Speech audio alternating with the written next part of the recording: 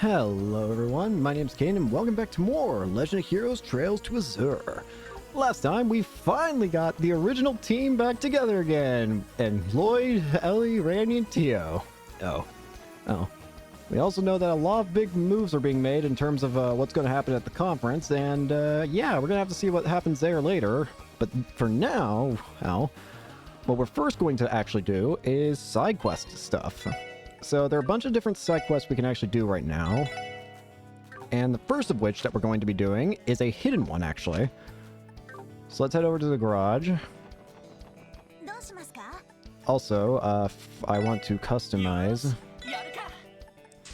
Is there artwork? You know what? Because we just got Tio back, the Tio car.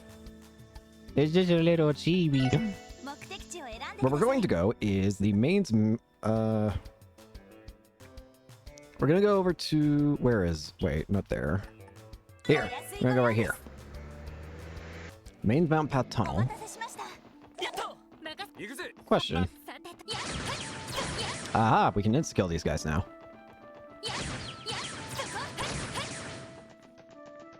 We're gonna go over to the Moon Temple, because there's actually a side quest we can do there. I don't think we can insta-kill these guys over here. No, we cannot. It's nice to just have the whole team back together again. Yes! Ow. Ow. Ow. Why'd you get too turf? Where is she? Ah, it feels right. We need to go all the way over to the barricade. I feel like I need to put on the, You know what? Yeah, we will. Ornaments. Eagle Eye is currently on you. I'll give you a hit in exchange, but... Eagle Eye... What does Eagle Eye give again? 2 space 1 wind. Got it. 2 space 1 wind. Randy, put it on. I feel like I have to go the rest of this chapter with the original team. Like, come on! Feels only fitting. Let's do a bit more fighting. These guys don't get the most experience. Oh, I gotta see what Teos looks like. Oh, she's like facing the facing the screen and with her staff out. Ooh. Hey, Rise. That bell is activated again. Why? The Moon Temple. Why is the bell once again activated? That thing should have been done a long time ago. By the center it was rung. Thus did its ominous clangor resound, heralding the start of an era of chaos. An excerpt from the Book of Ladders, introductory verse, Sound of Awakening. Wait, isn't that... Rise? Rise! Oh, you're a special support section. Long time no see.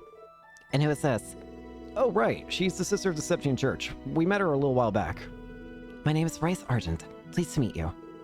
So, tell us, what the heck's a lady like I have the cloth like yourself doing in a place like this? Good question. All entries to these ruins has been prohibited by the CGF. Well, I happen to be teaching a class in Mains today.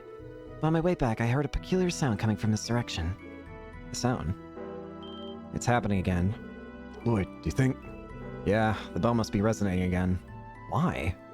Tio, do you sense anything inside? Only faintly. But yes, I can confirm that the higher elements have returned to the premises. That can't be. Could someone have tampered with the bell, maybe? I take it this is a place where the people have been reporting all those ghosts before. Ghosts? Excuse me, but would you mind explaining that to me in detail? Sure. Yeah. So that's the whole of it. Now I understand. A mysterious room where 3 higher elements are active. Sounds familiar, don't it? Rice? Sorry, don't mind me. Circumstances being what they are, I need to stop that bell from ringing as soon as possible. So if you would please excuse me, until we next meet. Huh? Up and over. Rise, no! Wait, Rice, what are you... As I said, I'm going to stop that bell. Quelling the lost souls of the dead is one of the many responsibilities of the church. Yeah, well, yeah, but... Come on, Lloyd, say something. Don't you think it'd be better for us to take care of this sort of thing? I agree. The presence of the higher elements indicates a strong chance that fiends may be lurking within. You're both right. It's far too dangerous for a civilian to be strolling around in. That may be true, but... Is there something wrong, Ellie? No, you're right. This is almost certainly going to be dangerous. Bryce, could you do us a favor and leave us to the SSS? Well, if that's the way it has to be, then I'm going to have to insist that you allow me to accompany you. I'm quite skilled in thaumaturgy, so you can rest assured that I won't be in your way. A stubborn one, isn't she? What's the call? I don't think she's going to take no for an answer. We'll have to bring her along then. We've investigated the temple before, so it should be easier than last time. Then again, are you going to be okay doing this, Ellie? Oh, please, you don't need to worry about me. Like you said, we've done this before. I'm fine as long as I'm mentally prepared. So, in other words, she isn't fine at all. Anyway, is this arrangement alright with you, Rise? Yes, it is. I'm glad to have your company. Dark side of the moon. If she gets KO'd, it's game over. What if I try and leave? Ah. I see. I was wondering what would happen if we left, and sure enough, it just, yeah, whatever.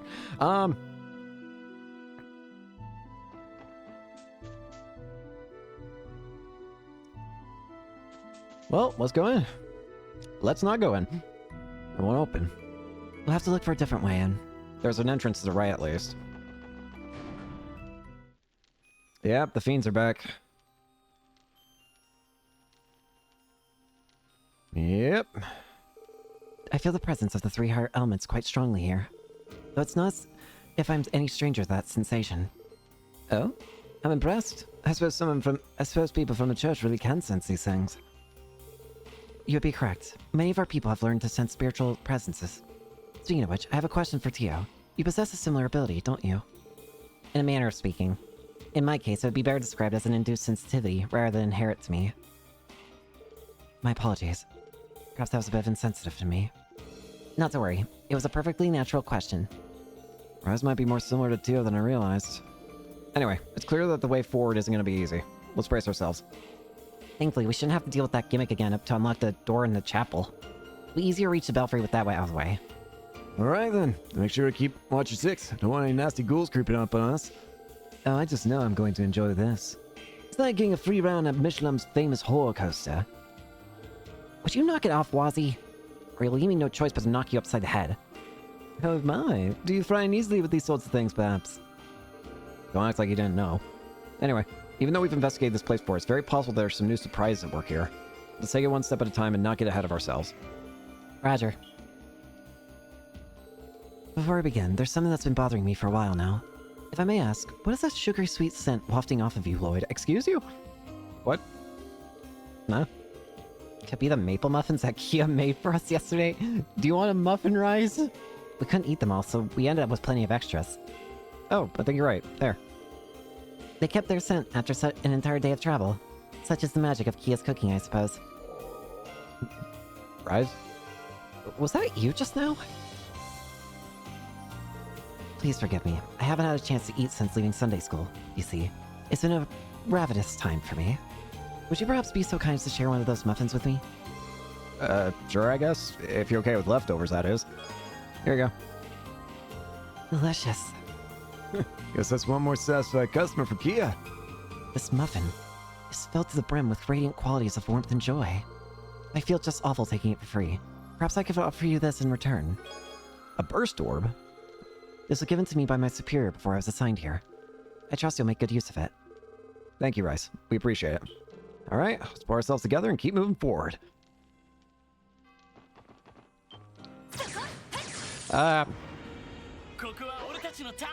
And she's a guest character. A bit of a shame that's just a guest character, but I understand. Hammer Dwarf!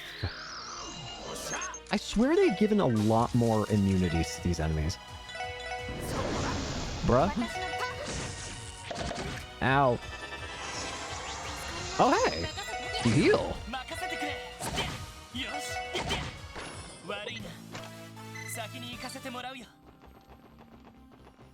Of course, we're gonna try and fight as much as we can. Bruh. I'm bad at this. Yeah, this. Version. Triple piercer. Perish. No experience. No nothing. Gotcha. I'm honestly very surprised that actually counted. Just want to make sure. You guys still explode on death, don't you? Yeah. You all still do that. Where are you going? Rise, you know how to fight.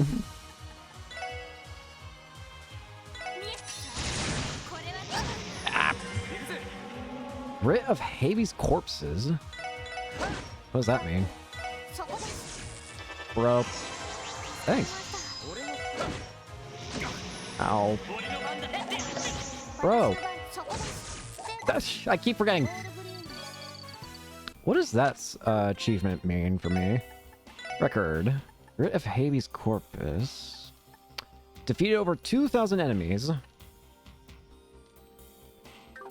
Can I check something real quick? Does the combat book take note of how many of a monster you've killed? Because if it does, I think I know exactly what monster it just counted.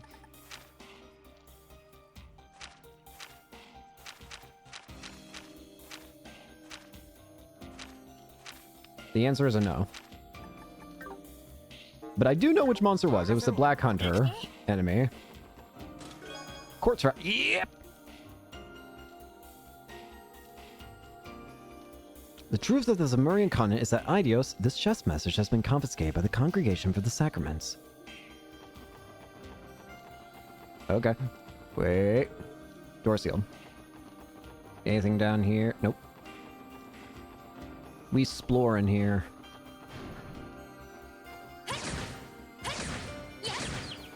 Hi there. Rise, I don't need you to have the thing.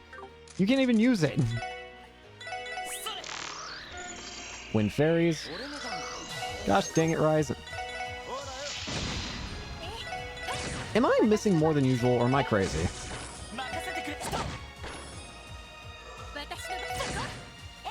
Slide from my net web. Ah, crap. Thanks.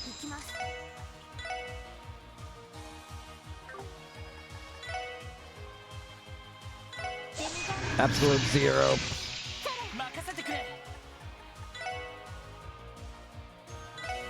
Come here.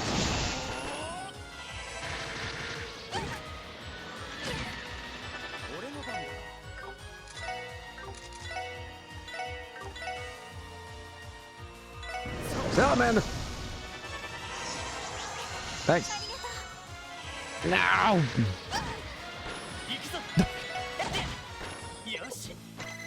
Ooh, this place has a lot of experience. Door sealed shut. Door sealed shut. Door sealed shut. Door sealed shut. Door sealed shut. Bruh. Let me explore.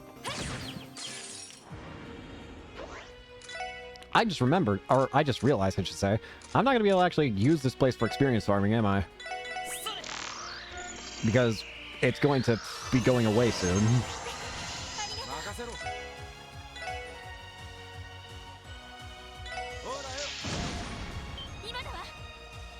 Bruh.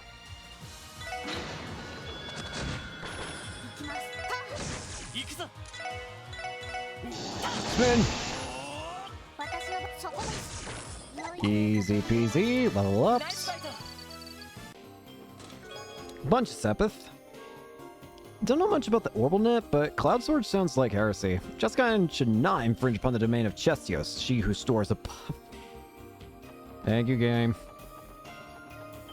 How did I miss?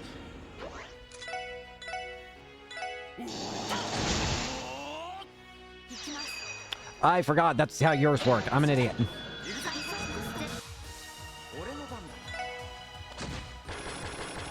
That was my own fault.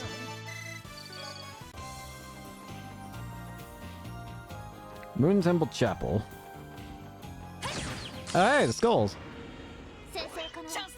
I have to do it. Level up. Level up. Besides, there's an R right here. How'd I miss?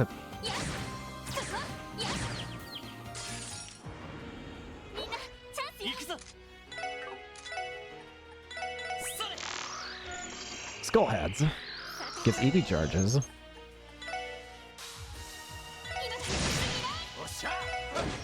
Bruh.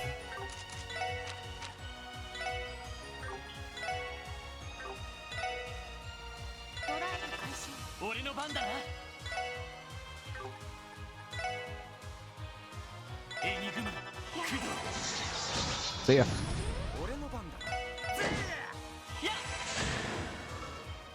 Bruh. Thanks.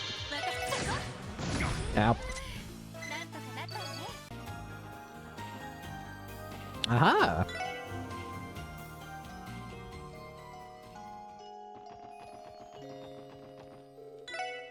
Open the door.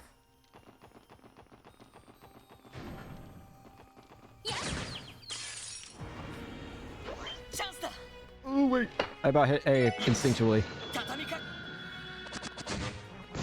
Ow! Doesn't look like we're allowed to enter anywhere here, so only thing we can do is just go here. Man, they took away everything here, man.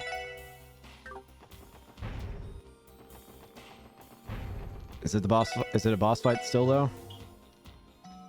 If it's anything like last time, there's gonna be a boss fight. Then again, it also hasn't been anything like last time. Here's that room again. Does it look different? Something about it feels different. Phew, that took a while. I could have sworn there weren't these red splotches before, but I might be misremembering things. You know, Ellie, you're looking a lot less pale this time around. I suppose. It does help having Rise with us. Well, it's only natural you feel safer in the presence of a sister from the Septian Church. Yeah, this was a place of worship like any other back in the day. And again, with a Q like her around, I've already got the answer to all my prayers. That's for us at best. Yeah. Rise, did you know something? The crest on the floor caught my eye. Isn't that the same one that belonged to that cult? Oh, so you know about them. You're right. I think this used to be... They used this crest back in the Middle Ages. It's presumably played a role in the bloody rituals they conducted. Reminds me of what happened to us last time we were here. Bell rang all its own, a devil spun right on top of the crest. Like this. Thanks, Randy. Don't tell me. I sense an exceptionally Wiccan presence. Thanks, Randy. Thanks, Randy!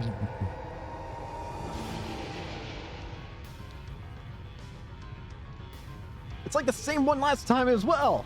Not again. Damn, speaking of the devil, never felt this literal. Me and my big mouth. Exercise caution. Its spiritual energy far exceeds that of the one we faced previously. Here it comes. Here we go. Rise, step back. Archdevil. Again. Slowly corrupts people. You want a claw? Nope, you missed. Can't do any stat downs. In that case, we're just going to focus on hitting you with whatever we got. Weak to space. I do have Photon Shot now.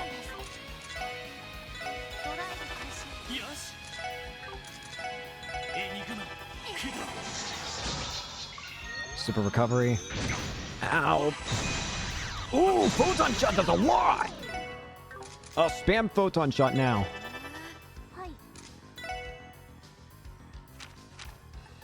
Photon Shot does a lot of damage.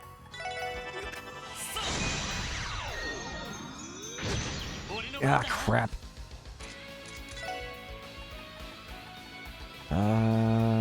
Get up, get up, get up.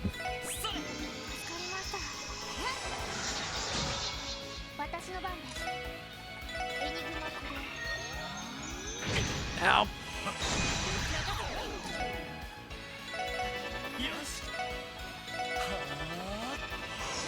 Thanks.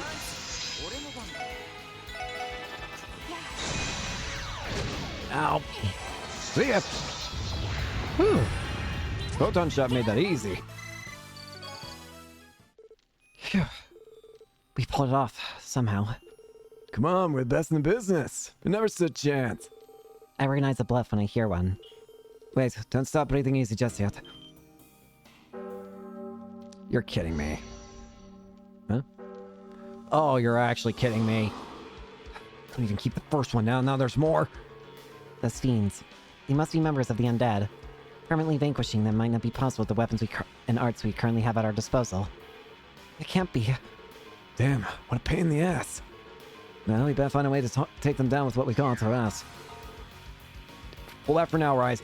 Just stay between us and we'll make sure to keep you safe no matter what. Actually, that won't be necessary. Here we go. Huh? Fly, Infinity Sparrows. Here it is. It's hurry, move. What the hell? She eliminated those fiends in no more than a few seconds. And now for the final touch. Oh. She's purifying them. You still got that sword, huh? Lloyd, that magic circle just now. Yeah, it was like the one Father Kevin used at the Altair Lodge. Rise, does this mean you're... I take that to mean you didn't tell them about my true identity, Ellie. No, I've kept quiet about it. It seems like the kind of information I should share. It didn't seem like it. I appreciate that. I believe the Archbishop already has suspicions about this. But the truth is, I belong to a secret order within the church. The Grosritter. It's a sect within this congregation for the sacraments, tasked with the collection of artifacts. Yep. The Grosritter? That's the same order Father Kevin belongs to. You must be referring to Kevin Graham, correct? It just so happens I'm one of the squires working under him. The original plan was for him to come to Crossbell and conduct an investigation into what's going on behind the scenes. But the Archbishop would never have allowed him to set foot in the cathedral, so I came in his place. I do recall him mentioning the Archbishop's vendetta. That'd explain why you're here. The situation with the Moon Temple is just one of the many things you're delving into. Man, though, sounds like the church ain't such a big, happy family behind the stained glass. No, shameful as it is to admit. I'm going to make my way to the Belfry to continue my investigation. If you'd like to know more, then I invite you to follow me. I'd be interested in hearing your thoughts on things as well. That sounds like a wise course of action. The longer we remain here, the greater possibility of encountering another fiend. Agreed. Let's head to the Belfry. Once again, it's ringing. Why does it keep starting up, though? This must be the bell that was mentioned in the report. It looks almost identical to the one in Central Square. That's what worries me. I feel like the one in Central Square could easily be activated the same way this one is. Especially considering we also learned last time, Kia mentioned in a book, that a book stated that the bell that's in Central Square is the bell that was taken from the Sun Fort. If these bells all can do something similar in terms of summoning demons into the real world, then that means that, well, Crossbell's in a pretty dangerous position, and that bell needs to be moved as soon as possible. Make your own new bell if you want to keep the name Crossbell. The bell's resonance produces an otherworldly aura of sorts that surrounds the entire temple. That would seem to be the causes of the spirits we have encountered. Last time, Randy, Noel, and I were able to stop it from ringing by force, and it wasn't easy. Doing so caused that peculiar aura to disappear, but thinking back on it, something doesn't add up. Right. How would a bell this huge even start ringing by itself in the first place? Maybe someone did it on purpose after all. Perhaps. Intentional or not, let's not wait around for it to start summoning even more fiends. We can talk about this more after we stop the bell from resonating. Randy, Wazzy, mind giving me a hand? I hate to get my hands dirty, but if you insist, brute force it is. Stop complaining, get to it. Wait, please wait. Physical contact is far from the safest course of action here. Step away from the bell if you would. What? Whoa! Oh, hey, nice. Didn't even have to lift a finger. Nice. That should suffice. Rise, did you just... Yes, I use a technique passed down in the church to seal away magic. Supporting that, the presence of the higher elements have vanished from the surrounding area. It's safe to assume the fiends have disappeared along with it. Not to mention our time in the spotlight. Not bad, Rise. I wouldn't say that. You're the reason I managed to get this far. And for that, you have my deepest gratitude. Thank you, everyone. I believe this should conclude our investigation into the fiends. It's been a pleasure, Rise. You bailed us out a lot today. I'll say. Besides, for Q like you, sister, I'd have gone to Gehenna and back. Someone already did. That's funny you mentioned that, Randy. Someone literally did. I, appreciate that? Why do I even bother? You tried. Pay him no mind, Rise. This one has trouble knowing when to keep his mouth shut. Changing the subject. Shall we accompany Rise back to the cathedral? That shouldn't be a problem. The SSS mobile isn't parked too far away. We won't want to impose, though. What do you think, Rise? It would be rude of me to pass up such a kind offer. Not to mention, I've worked up quite an appetite. The sooner I can get back to Sister Juju's cookies, the better. Well, we better not waste any time then. Let's go.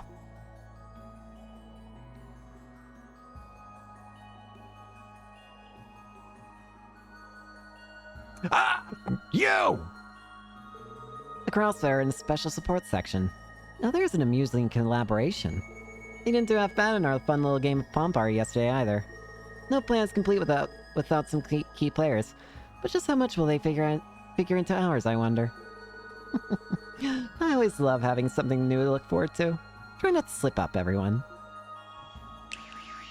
Of course it would be him. So is it saying that he's the one who started it?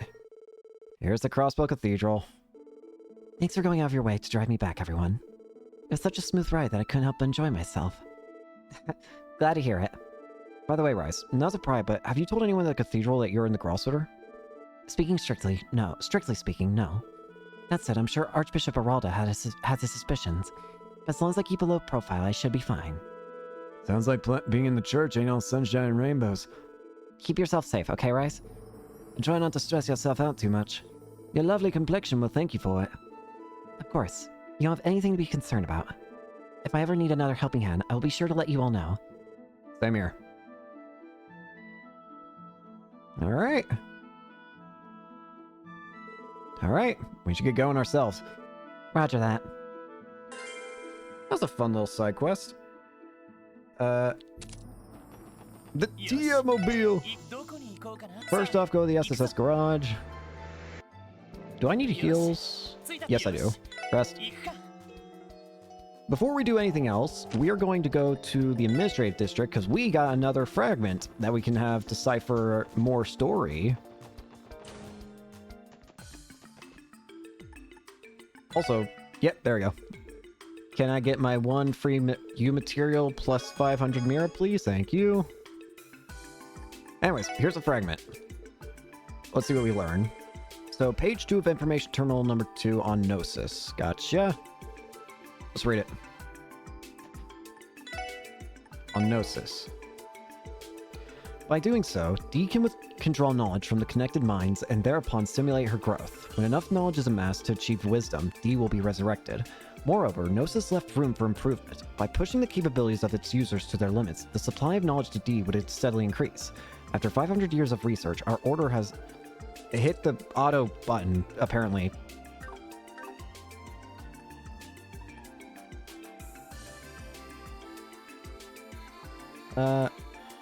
After 500 years of research, our order has increased the effects of Gnosis and repeated the so-called ceremonies.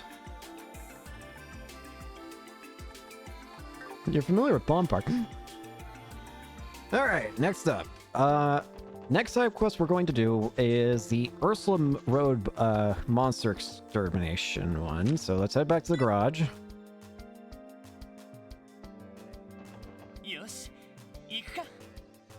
Okay, I'm just taking a look. Looks like to get there, first off, obviously, Ursula Road. This seems to put us right a little ahead of, we have to go back a little bit. It might have just been better to walk there, actually. Not here. All the way back here.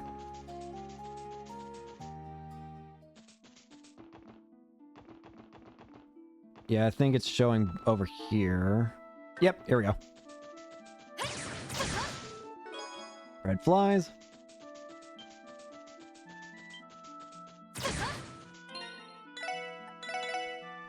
Alright, what are our hints for this one, if I might ask? No hints. They don't give hints anymore. Well, I don't need them. I can do... Oh, I might want a hint. Hint. Help me.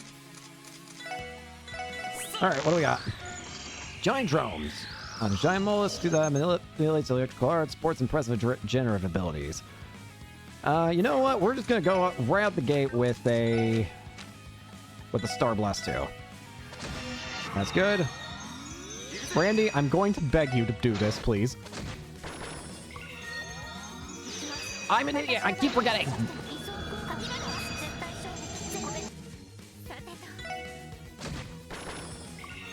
All right, we can deal with these two. Well, I got rid of one of them. Nice. It kind of worked? Question mark? Ah! This is one of those craft books, if I'm not mistaken. At first glance, its contents seem to be a good fit for Ellie and Wazi's combat styles. Ellie and Wazi? Would you like to give it a try, Wazi? Why, absolutely. Learned Akashic Star. Akashic Star. Let's see that. Magic attack, area large. Summons a magical sphere to burst down onto enemies. It just occurs to me that these are split into attack and magic attacks. Why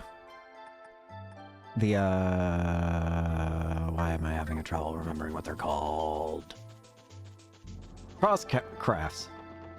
Combo crafts. Combo crafts, that's what they're called. Let's just walk back there and we can... One thing I do appreciate is this.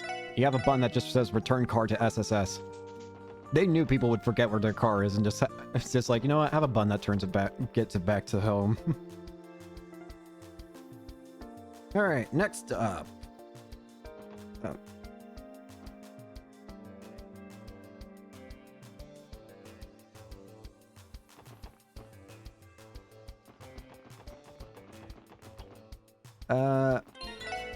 Let's quickly heal there, and let's turn in the quest we've got so far. Turn that in, turn that in.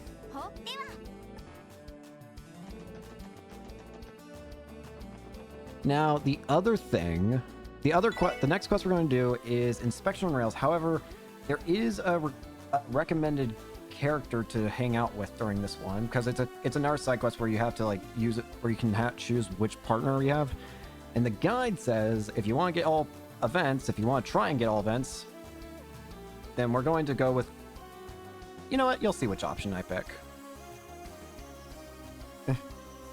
So I do think it's kind of funny what's going to end up happening here, because it sounds like it's going to be random, but...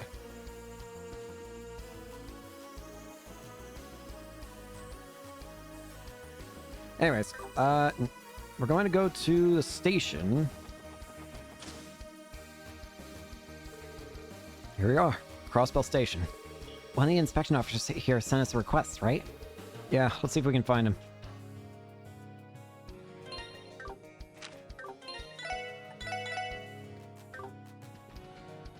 Is it you? No. Is it you? No. Is it you? Oh, you're the special support section by any chance? We are. We received your support request and came to inquire for more details. You're an inspection officer from Calvert, right? I am. My name is Marlowe. I was transferred here from the Republic Army. I'd like to get started right away. I was assuming you'll accept my request. Let's help. We'd be glad to lend a hand. Thank you. Allow me to bring you up to speed. It's rather simple, actually. This request only consists of one task. You'll be assisting me with conducting an inspection on the train bound for Calvert. Oh, well, that's a coincidence. An Imperial inspection officer had us lend a hand with that once, so we should be able to manage. We just have to check to see if there are any suspicious people or items on board, right? It was precisely. Your experience in the matter will make this much easier. Keep in mind that security is currently much stricter across the city in light of the trade conference. Not only is our inspection process more rigorous than usual, we're also expected to cooperate with the police department. We simply don't have enough inspectors to handle the increased workload right now, hence my request. The next train to Calvert is now arriving at Platform 1. Please watch your step as you make your way to the platform. That's our train. I'll give you all the details once we're on the platform.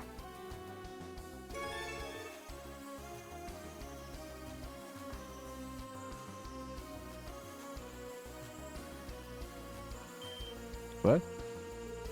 Oh, look at that. Red!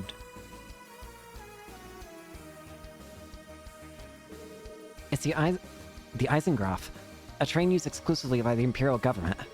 Its regal design is almost a symbol of the Empire in and of itself. There's certainly something very Imperial about it. Well, the Blonde Iron Chancellor did arrive on that circus of rails. That cocky bastard sure loves to stand out. It's damn impressive, I'll give it to that. I'm willing to bet they didn't spare a single mirror building it either. Yes, and its appearance is far from its only impressive aspect. I hear that the Eisengraph is also the fastest orbital train in existence. That claim is still unverified, however, as its exact specifications have yet to be publicly disclosed.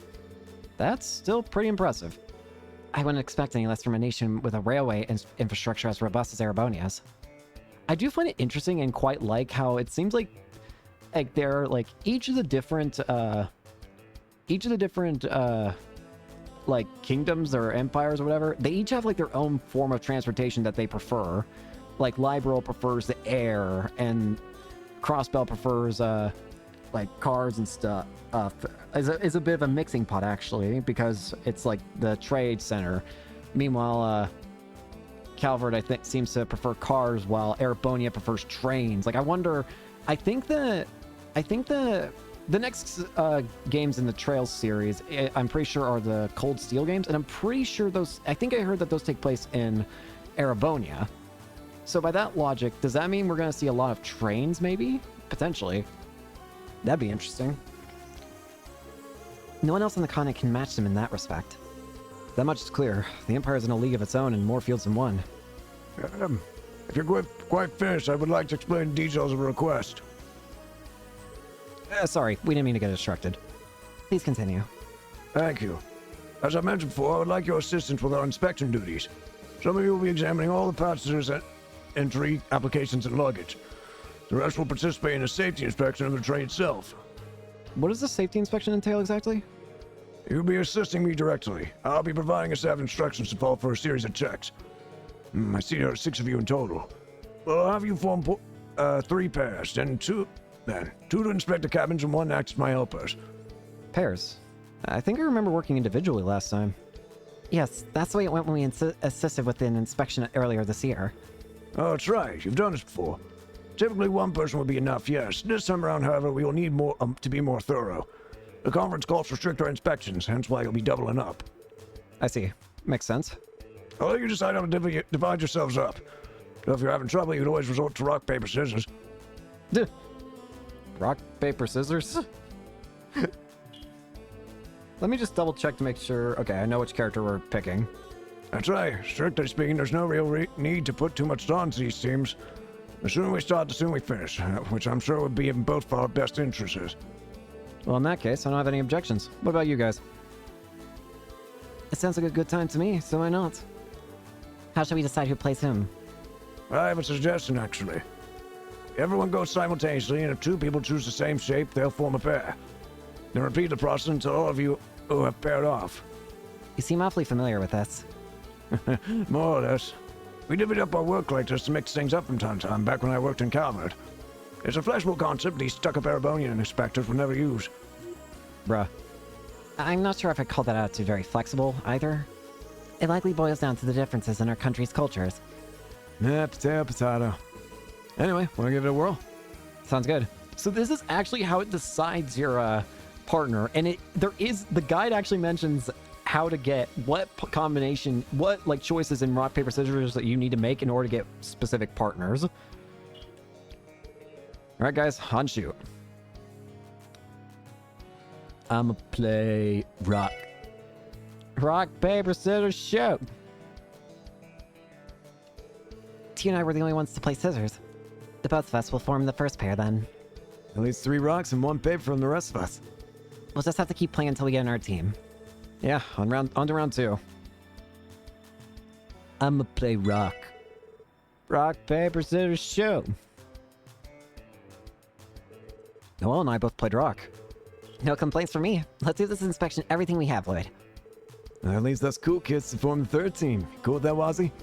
Sure, this should be fun. Looks like you're all ready to go. How should we split up the work? Well, let's see. I need help moving something, so I'd appreciate some extra muscle from the men. Sounds like a job for me and Wazzy. Wonderful. Now I regret being matched up with you. You better believe I'm gonna work you too hard. Now then, if we're all decided, let's proceed to our posts. I want the R2 teams to split up the passenger cabins. We made the announcement already, so let everyone you know you're assistant inspectors and you should be fine. Roger that, sir. All right, we're in charge of the last 2 cars. It looks like that gives us quite a few passengers to inspect. Right. Let's give each of them a good thorough checking. So we're gonna save here just to be safe. Now what's interesting is that because we did the side quest of Zin in the city earlier, we actually get an extra DP by default, apparently. So, and it's not as complicated as it was last time, because apparently last time you had to like speak to certain characters in like an order, it seemed.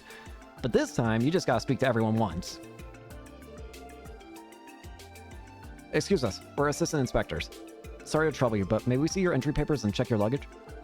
Oh, Ma. Hope you're doing all right. I don't think he heard you. Ahem, excuse me. Sorry about that. I was spacing out, wasn't I? You're the inspection officers, right? Please, go right ahead. Thank you. This should only take a few moments. Okay, your luggage and papers are all in order. We appreciate your cooperation. Yeah, of course. No problem at all. Excuse me, we're assistant inspectors. Sorry to trouble you, but may we see your entry papers and check your luggage? Sure, go right ahead. Good luck with your inspections. Thanks. We'll be done in a jiff. Okay, your luggage and papers are all in order. Thanks for your cooperation. Not at all. It's only right that I let you do your jobs. Thank you. Bye-bye. You're welcome. You, sir. Parnas, we're assistant inspectors. Sorry to trouble you, but may we see your entry papers and check your luggage? Yeah, been waiting for you. Go ahead, do your worst. Okay.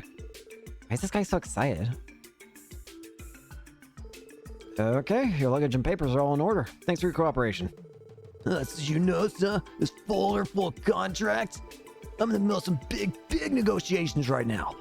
These bad boys are gonna make me a killing. Oh, I can't wait to get these signed, sealed, and delivered. Oh? How about that? I hope it goes well. That's what the enthusiasm was about. He just wanted to show off. Excuse me. Hello, we're assistant inspectors. Sorry to trouble you, but may we see your entry papers and check your luggage? No problem at all. No trouble at all. Go right ahead. Okay, that should do it. Your papers and luggage all check out. There's just one thing. Oh, there's something wrong. Well, sir, there doesn't appear to be a boarding pass in your carry-on here.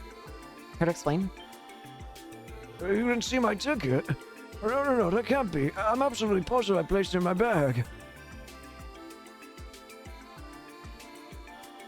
I can't find it. Where could it have gone?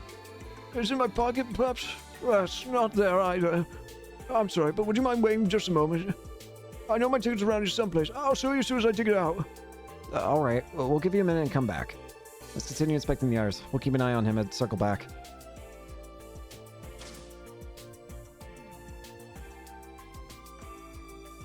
Excuse me, we're assistant inspectors. Sorry to trouble you, but may we see your entry papers and check your luggage? You act as if you're making a request instead of a demand. Fine, go ahead. Just try and make it quick.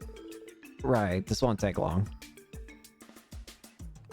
Okay, your luggage and papers are all checked out. Thank you for your cooperation. Your gratitude doesn't mean much when I never had a choice in the matter to begin with. Isn't all? If so, do me a favor and make yourself scarce. Of course, if you'll excuse us. This job is a lot more stressful than I realized.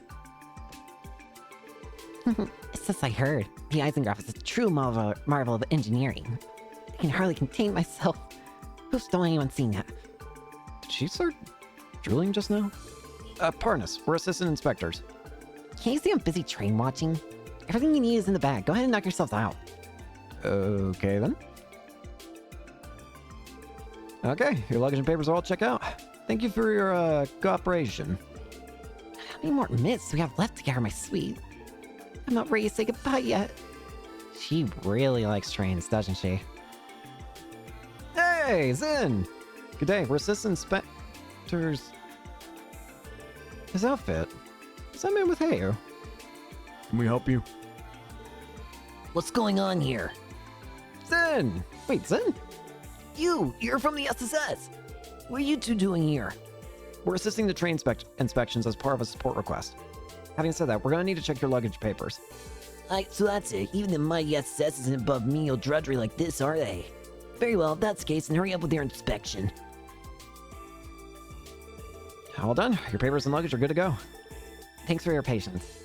I was merely cooperating because I had to. Goodbye, you two. Take care, Zen. Hi there, we're assistant inspectors. Sorry to trouble you, but may we see your entry papers and check your luggage?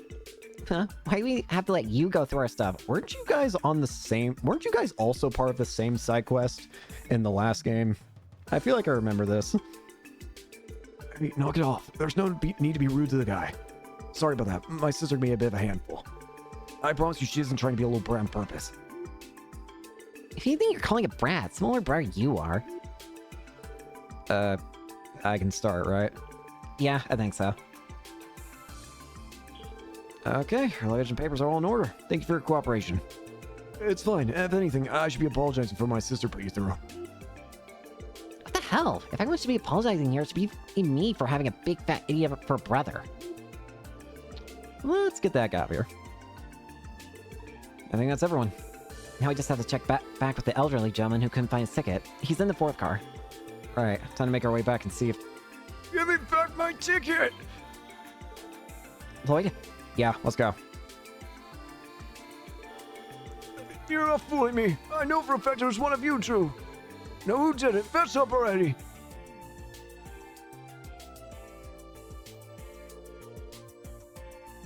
Excuse me, what's going on here? Oh, it's the inspector from before. You got here just in time, Inspector. This whole far's accusing me of steal... Oh, far. Why, you no good cheeky... Everyone, please, calm down. We can't sort this out until each of you give us your side of the story. Now I get the full picture. You bought a ticket to Orid State that sees you in the fourth car of this train. What's more, these two gentlemen claim to have made the exact same purchase themselves. And now your ticket has gone missing. You're accusing one of them of stealing it. Do I have that right? Yes, exactly. There's no doubt in my mind I had that ticket on me when I walked into the train platform. I couldn't have lost it between here and there. It doesn't make a lick of sense. The only reasonable explanation is that one of these two stole it. I understand why you'd think that, sir, but we can't jump to conclusions just yet. It's alright. It's alright. Let him believe what he wants, I say. He's a senile old man, after all. Dare you, you little... That's enough. You two need to settle down and be rational about this. We're not going to get anywhere if you keep hurling insults at each other. Now then, I have a simple question to ask the two of you here who do have a boarding pass. What is the purpose of your journey? Business? Pleasure? We need to know that before anything else. You want to know what we're traveling for? And what does that have to do with anything? Are you going to prove my innocence with that alone? Potentially, yes. A thief can't control the destination of a stolen ticket, so their reason for traveling may be fabricated. If that were the case, the culprit could slip up and make themselves known. Oh, I see what you mean. Yeah, that does seem possible. That's perfect. Well then, answer that question. Well, I will, and gladly at that. I am a merchant, so I'm on my way to broker some very, very important negotiations in Ord State. I have the contracts right here. My client is a business in Ord known as the Louis Company. So tell me, what reason could I have to steal a ticket from this doddering old bogey?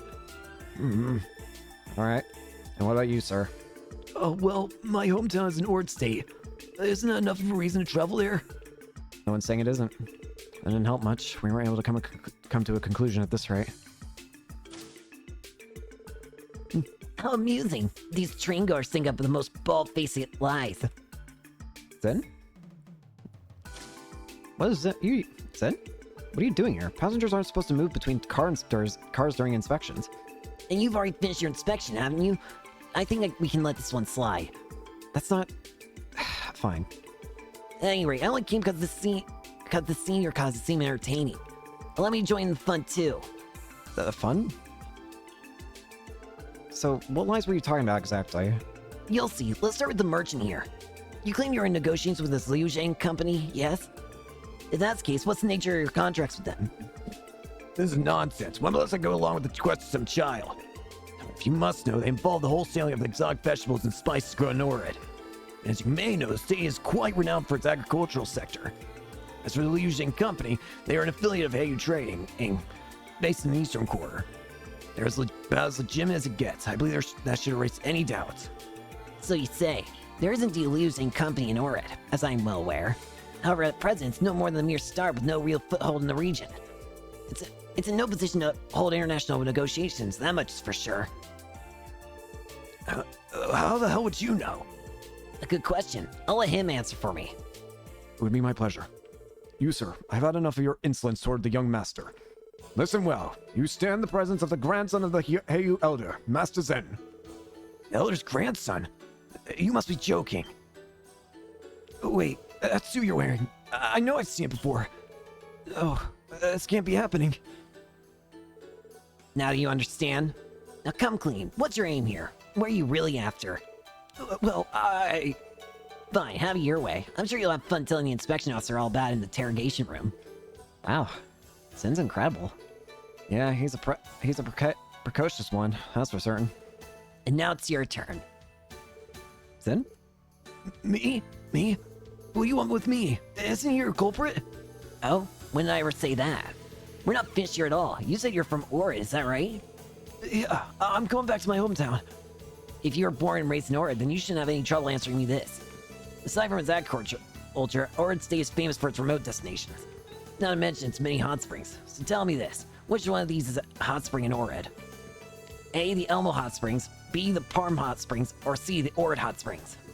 Go on, answer. It's obvious, isn't it? Everyone knows about the famous Orid Hot Springs. I see. What's so funny? Do you think I'm an idiot? That you can get one over a child? The Orid Hot Springs? There's no such thing. Who would ever establish a place with such a cliche name, you fool? If you were really from Orid State, you would have simply answered that it was a trick question. Oh. How about I ask you another question? So honestly, I only expect you to dig your grave even further. Where are you from, really? Not saying of your business, but I'm actually Calvardian. But I live in Ord now, really. Please, you have to believe me. Oh, do we now? What do you make of this special sports section? We've established that each of them is guilty of deception. Which one is the ticket thief? Right, let me think it over. The more likely one to be the thief, I would suspect the young man. Granted, the merchant exaggerated the contracts he showed us, which I do find suspicious. But while we may not know his motives, he clearly went to great lengths to fool us. Hinging all that preparation on committing a misdemeanor wouldn't make much sense. We should also take into account that if the thief's destination isn't Orid, they could use the ticket to exit the train earlier. Which is what leads me to you. You're our culprit, aren't you? Well done, if only just barely. There's no use feigning ignorance anymore. You can't keep covering up your lies. Show some honor and confess your crimes. Please don't turn me in! What? And why wouldn't we? It's my ma. She's in the hospital in Calvert. That's why I had to go see her. There's no other way. Oh. Well, this took a turn, didn't it? Go on, explain yourself. Okay. Sure, I'm studying into St. Ursula Medical College, but my family is very poor. My ma sacrificed so much just so I could come to Crossbell. I've been paying my way ever since with part-time jobs. But then out of the blue, I got a call saying that my mom suddenly collapsed and was taken to the hospital, so You went to visit her, but you didn't have the mirror for a ticket, so you stole one. Isn't that right? Yes, it's true. I did it. I'm so sorry. All I want is to be there for my mom. I sympathize with your circumstances, but a theft is still a theft, and we can't overlook that. Then how about this? I'll pay for your ticket. Zen? Really? What do you say, old-timer? If he returns your ticket to you, will you be willing to forgive and forget? Well, as long as I get that anything back, I'll have no reason to press charges. As for you, Yeah? visiting your mother with a stolen ticket, do you think she'd be happy to know you did such a thing? Well, Don't misunderstand my kindness. I may be footing the bill, but this is no gift. It's merely a loan.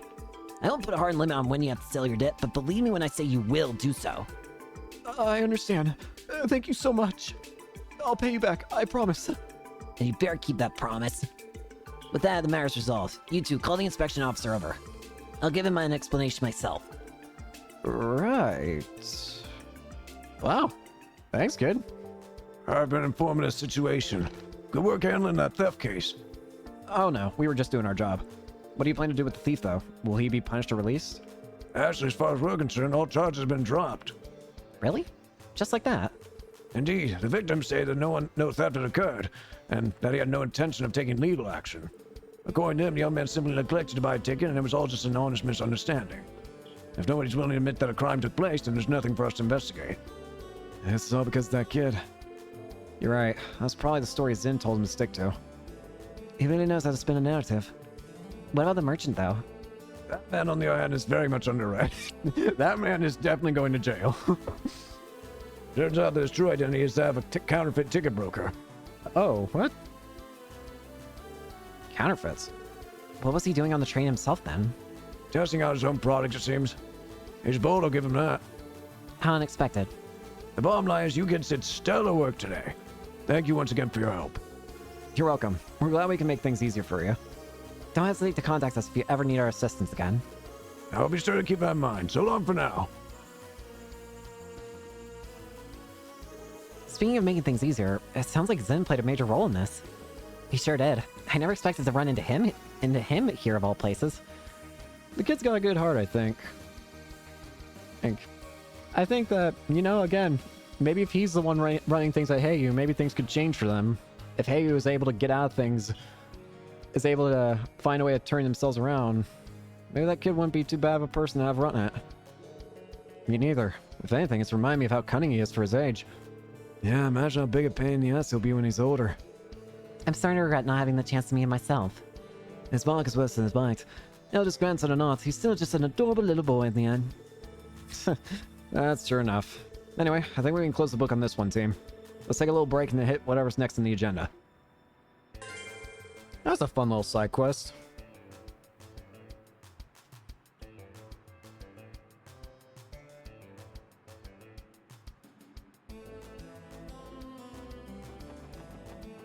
That was a very fun little side quest. I love that. Alright, next up. Save the game again.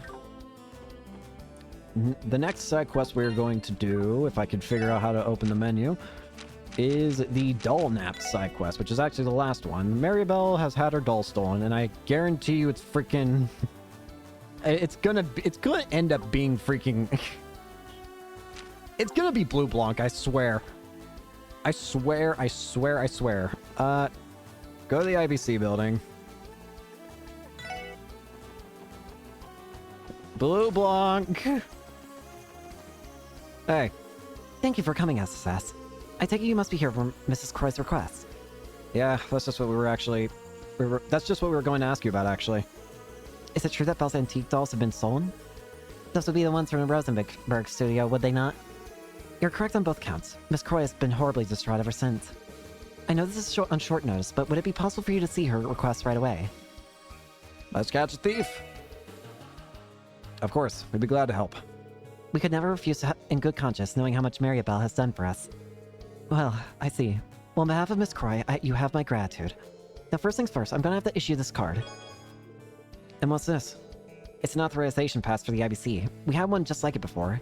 Using it grants us clearance for specific floors of the building from the elevator. In other words, it's part of their security system. This isn't the largest bank on the continent for nothing.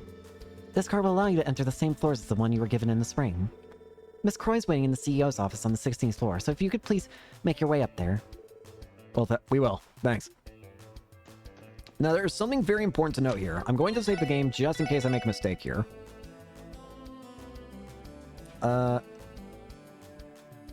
There is an item we can get here that apparently we can only get now. Like, during this side quest. There's a... So I'll keep an eye out. Belle, it's me. Come right in. Thank you very much. It's good to see you again, Belle.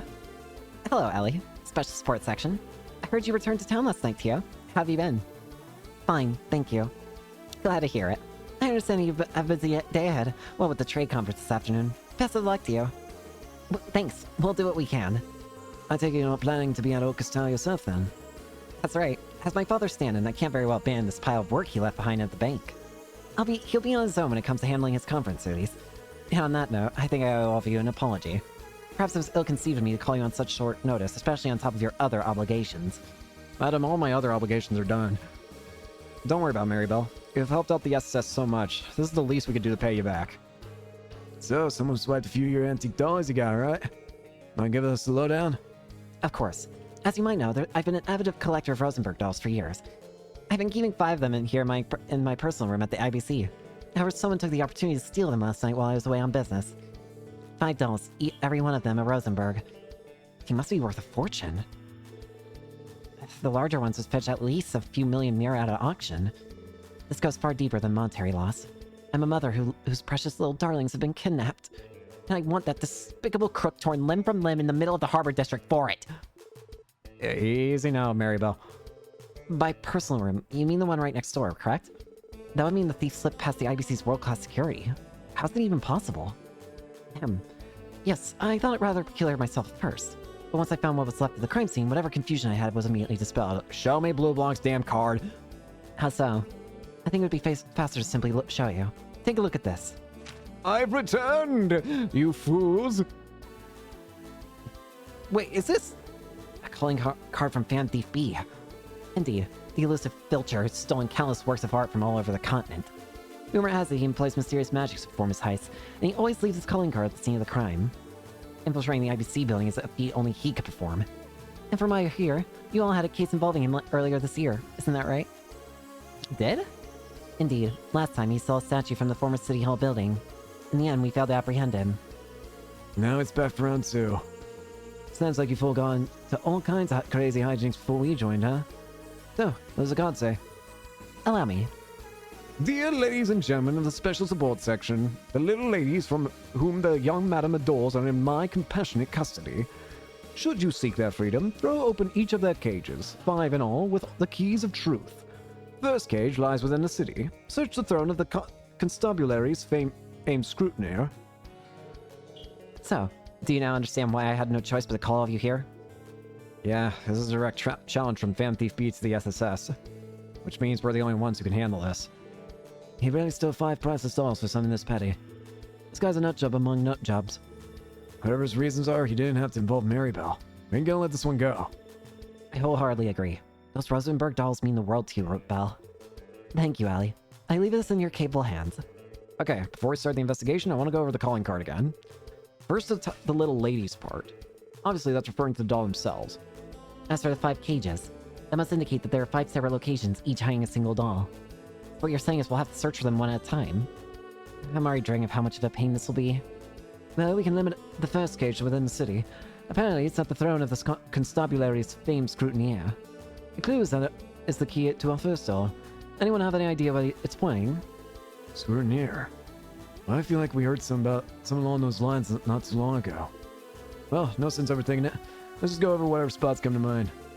I'm expecting great things yet again, Special Support Section. Find my beloved little ones and bring them home to me, won't you? Of course. I won't let you down, Maribel. I'll keep a clue from the card in the detective notebook for good measure. We can use that as a foundation to build our investigation off of. All napped. Aha! Here's the thing that I was talking about. Apparently, this is one of the very few chances you're going to get an opportunity to get this. Wild paintwork. Alright. Now it's time to go all around the world and figure out a freaking... a part of me half hopes that this is the case, but in every single game, there's going to be Blue Blancs screwing around, isn't there? Blue Blanc is going to have his influence in every game and going forward, isn't he? Until he's just dead. Until that man gets killed. First up... Hey, Sergey! Didn't we hear that Chief Sergey's old nickname was Sergey the Scrutinous? Would that make his destined chair the throne of the famed scrutineer? It's worth a shot. Let's look around. There's something under his desk. Let me try taking it out. What the... Is that a trunk? It reminds me of the one Kia was in when you found out at the Schwartz auction. I bet him choosing this place as a first location was just an extra taunt for good measure. Yeah, he even used the Chief's old nickname. Guys clearly got our number. Anyway, let's check it out. Hello! Cars fixed the backside of the trunk. The second cage lies outside the city. Search the Harvester's heritage found off the ramshackle road. There's no mistaking it. This is a genuine Rosenberg doll. Yes, I've seen it once before. Its name is Kanan, I believe. Belle loved this one dearly. She names her dolls? Even Maribel has her sweet side, doesn't she? I'm a little surprised that anyone would bother putting something like they'd stolen inside a trunk like this, though. The MTP is supposed to have some kind of deep appreciation for beauty, right? Maybe it's his way of showing respect. As for the second cut out of his, it sounds like we're going to have to venture out of the city limits this time. Jeez, we're gonna be running around the whole damn state at this rate. Our hints are Harvester's heritage and off the Ramshackle Road. The wording calls to mind somewhere rustic and old-fashioned, the polar opposite of a modern place like Crossville City. Sounds about right. Well, what do you say we take this first dolly with us and go search for the second? Yeah, let's go. Rosenberg Doll K. Next up, we're gonna try and avoid fights until we're done with this side quest. Also, what does the new wild paintwork look like? Cool. The Ellie Mobile. Ride the car. Go to Old Morca Road.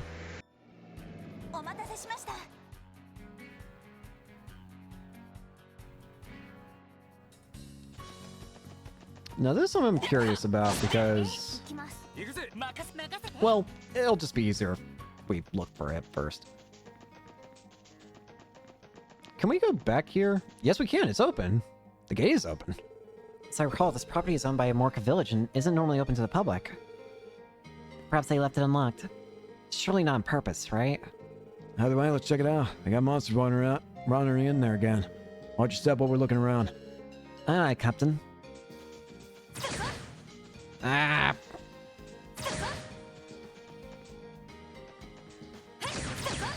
Perish. I can't not use it. Come on.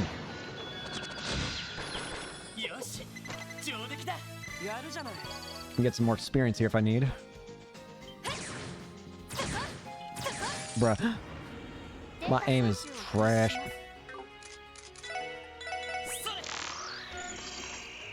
Farticus.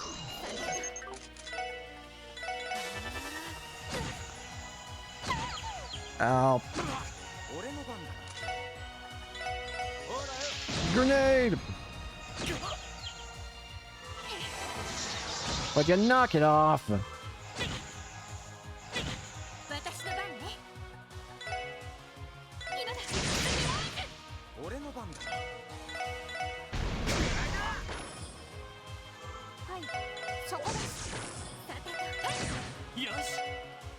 Perish. Itchy. Sorry. Ooh. Hello.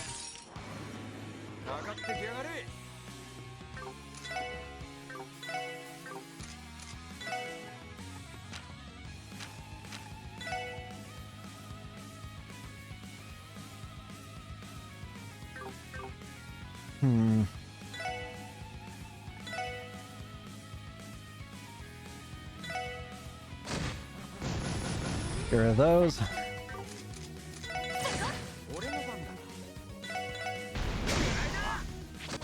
Ow.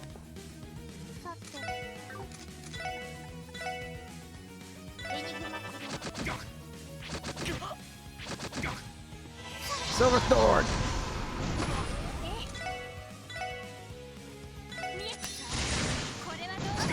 Ow. Ow.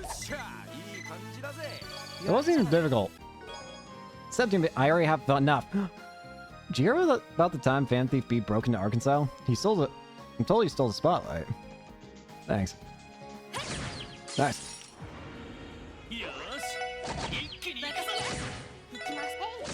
Take him out. Easy peasy.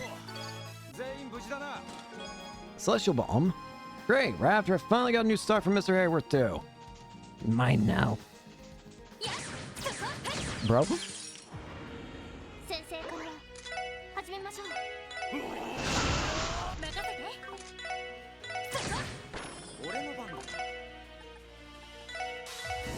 Death Storm.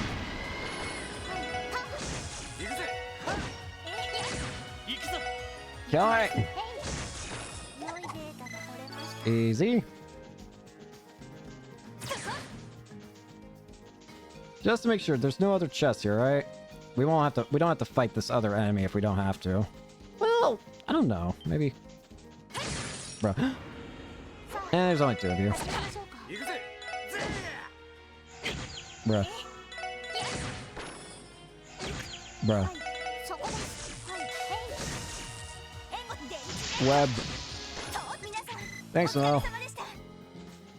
Alright, there's no chest as far as I can tell. The second trick was here of all places. Search the Harvester's heritage found off the Ranjackal Road. As I recall, this property has been used by Amorca Village as a storehouse for generation after generation. So it must have been Phantom Thief B who opened the gate without permission. He can't go anywhere without stirring up trouble, can he? Anyway, let's take a look. Hello! The third cage lies outside the city. Find where one stands with her back bathed in the goddess's shining visage. Bell calls us all late. I could never mistake it. And we got another one of those cookie riddle cards too. The goddess shining visage. That may be our best hint here. And the bathed part is telling me as well. Oh, it would have to mean the visage is exceptionally large. Let's go take a look around then. There has to be someplace that fits the bill. Rosenberg doll L. Next up, where did I put the car? I put the car back here, right?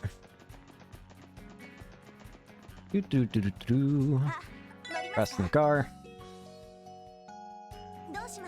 Right in the car. Next up, go to Crossbell Cathedral.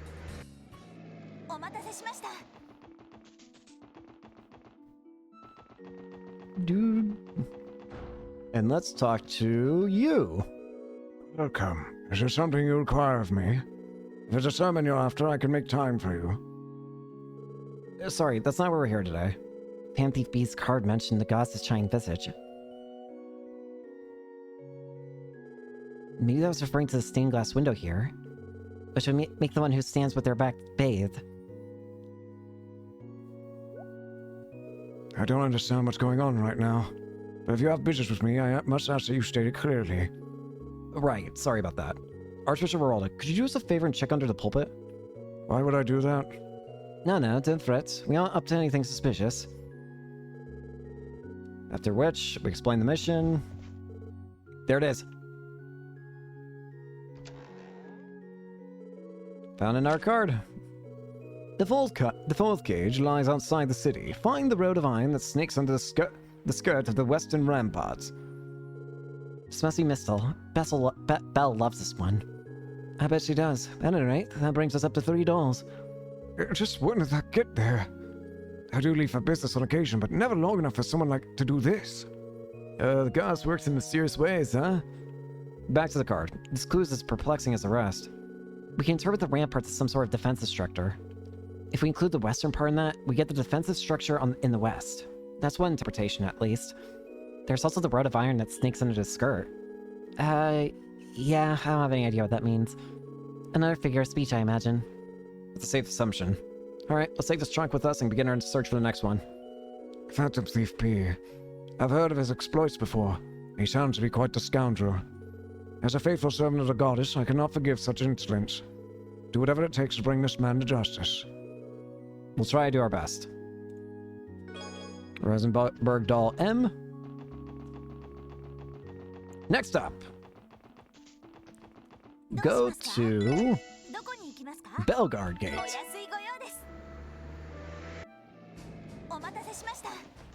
And then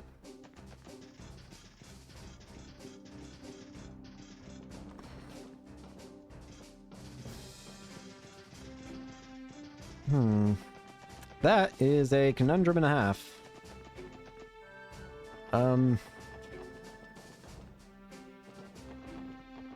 Ah.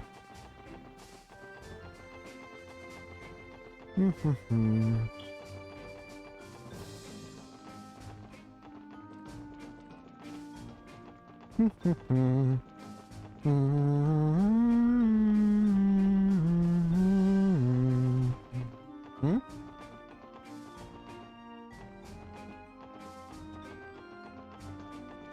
Hmm? Aha! We should avoid walking on tracks. I don't want...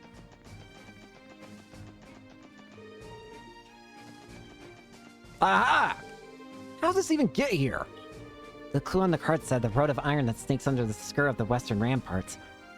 So the Iron Road was the freight line, and the western ramparts were referring to Belgar Gate. At any rate, this isn't really an ideal place to pop up in that chunk. Well, we take it to the platform on the other side. Good idea. Just be careful moving it over.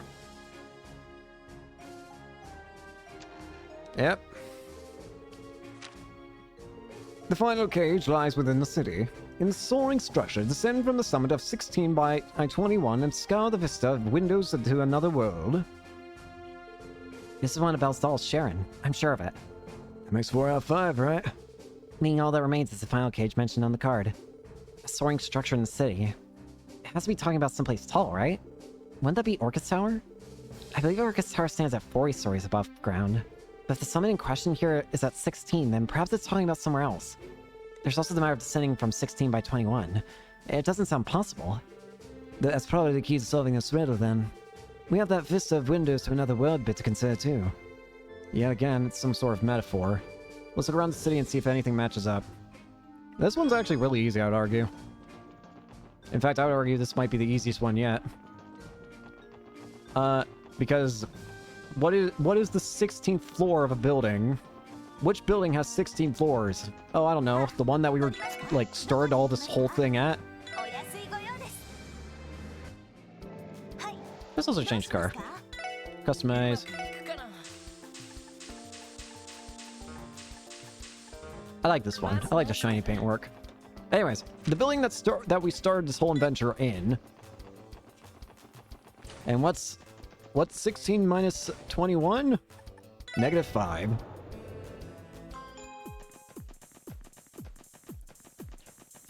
Aha! There it is. There it is. The final trunk. In the soaring structure, descend from the summit of 16 by 21 and scour the vista of windows to another world.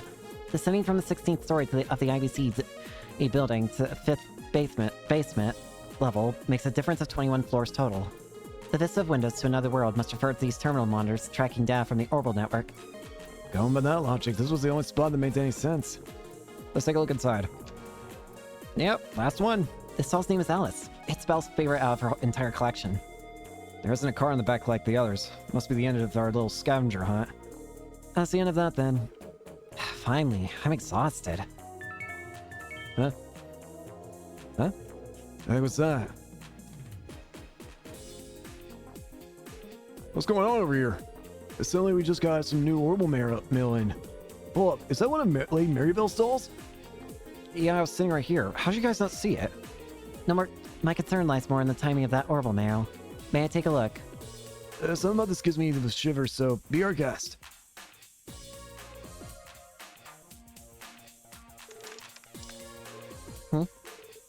What's wrong, Tio? The one who sent this message was Fan Thief B. Of course. What? The guy himself! You're kidding! But how? From where? Would you mind opening it, Tio? Roger. Sender Phantom Thief B. Subject undefined. To the lovely ladies and gentlemen of the Special Support Section, first allow me to express my gratitude for the entertainment you provided thus far. Next, my sincerest apologies to the owner of these dolls, Miss Maribel Croy, as well as their creator, Meister Jorg, for my dastardly impropriety. Nevertheless, rest assured that I took the utmost care not to damage these beautiful works of art while they were in my possession. With that, I will soon be excusing myself from these lands. Thank you once again and farewell, Special Support Section. I, Phantom Thief Blueblock, enforcer number 10 of the Society of Ouroboros, await your continued growth with bated breath. May the goddess visit good fortune upon you. P.S. This all will automatically be deleted, and it's thus impossible to save or trace. I suggest you not try to bother. Wait. What? Is he serious? You think someone like him would choose a more theatrical way to let the cat out of the bag? Who thought that everyone's favorite Phantom Thief was actually an enforcer of Ouroboros? Come to think of it, he did hint at being acquainted with Ren. Oh, wait, Tiro, is there any way we can print out that message? Yeah, there has to be some sort of clue we can glean from it. I'm making an attempt, but it isn't going especially well. The mail source code has been slowly deleting itself since the moment it was open.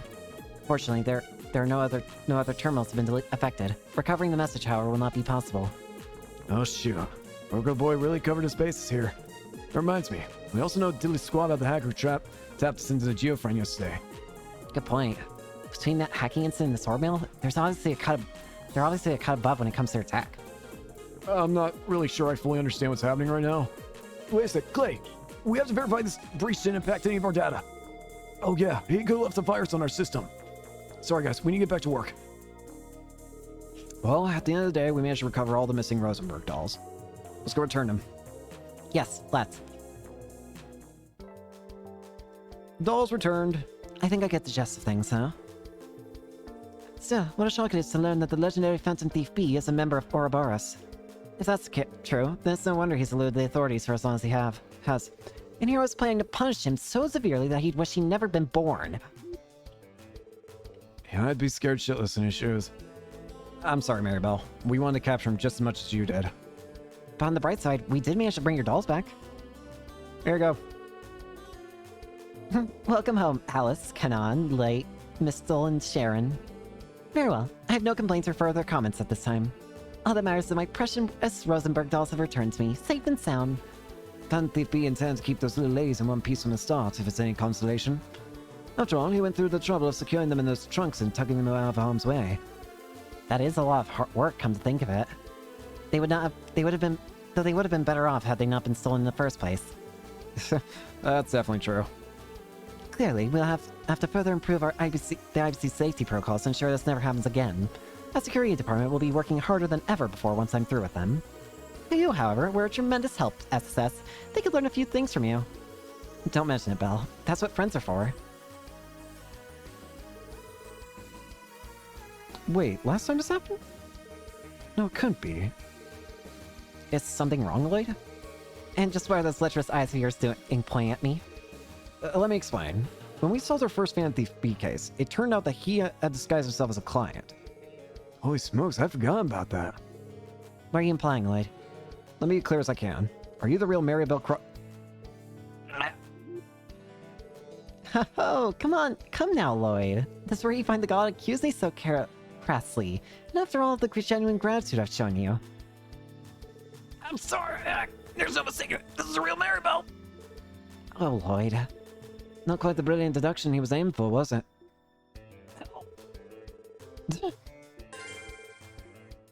Stop laughing at me and help me before I get choked to death.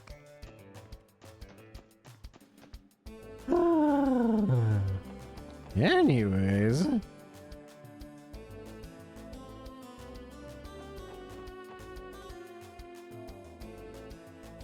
Okay, so apparently we have done all the side activities, I think, for the chapter. I think we're actually about to end the chapter. So let's head back to the SSS building. This episode might end up being extra long in that case, if this is the end of the chapter. I don't want to play Palm Party, gosh dang it. Not class.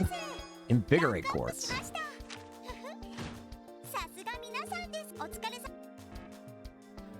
Okie dokie. Let's save the game. So once we go to Orgus Tower, it's apparently the point of no return, my guide says. Also, another thing the guide I have says is when you make sure to bring where is it? Bring cat food, apparently. Because you need it to get an item next chapter, apparently. So it just says to make sure to get something. Anyways, I think we've got everything we want, so. All right, I think it's time. Set administrative district. The only other thing I can think of to do is, do I have any more quartz? I could level up a little. I don't really need to do it, but it's just, I like to do it. I mean, it's nice to have the extra EP. Okay, once we enter the tower, we're at the point of no return, apparently. So, let's make sure we save one last time. I know I've been using up all my save slots way quicker than before, but better safe than sorry. I think I have everything I want. Let's do it. Orcus Tower.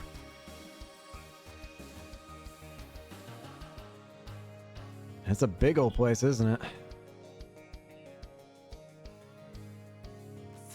I can see a tower clearly from my seat last night before landing at the airport, and yet it appears even grander up close. That's exactly how we felt yesterday. Crossville's really put itself on the map with this one. Yeah, but don't you think it's a little too big? I mean, what are they even going to use all those floors for? Old City Hall's building was like a dollhouse compared to this, and it did the job just fine. True, but the tower features more than just governmental facilities alone. In addition to housing the administrations of the city and state, there are floors dedicated to international trade and cultural exchange. You could say that the aim was to make Orcus Tower the center of Western Zemuria itself. Dang, talk about shooting for the moon. It makes sense when you think about it. That's why they're hosting this trade conference as their first major event. Don't forget, this building's completion is going to lead to even more financial and information capital flowing into Crossbell. That'll be a handy bargaining chip when they're discussing new trade agreements, I imagine. Yes, from what I've heard.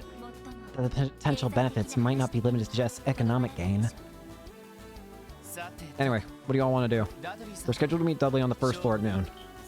Of course, but we do still have some time before then. Alright, how about we take care of any unfinished business and prep work in the meantime? We don't want to be in a bind if it hits the fan this afternoon. Good point. It's not like we'll be able to leave once the conference is underway. Very well. Let's make sure we tie up any loose ends before we enter. The game's really trying to hammer in the point like, hey, if you go in here, you ain't going out. But as far as I can tell, we have everything complete. Side quests included. Yep, all those are completed. There's no other hidden quest according to the guide I got. So... and I think I'm decently prepared in terms of equipment. There's not really anything else I can say I want. So, only other thing I could think of is maybe quartz and stuff, but again, I think I'm mostly fine. I think it'll suffice for now. Let's just take in one last checkup. Do I really need EP cut on you? No, I don't. No. No. No, I don't. Remove quartz. I don't know. In fact, swap these two. Evade for EP cut. And EP cut for evade.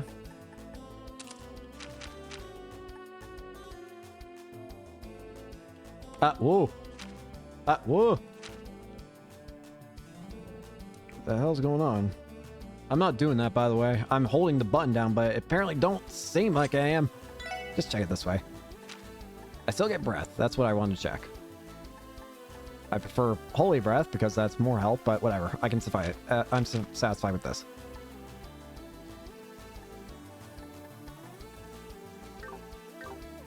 Okie dokie.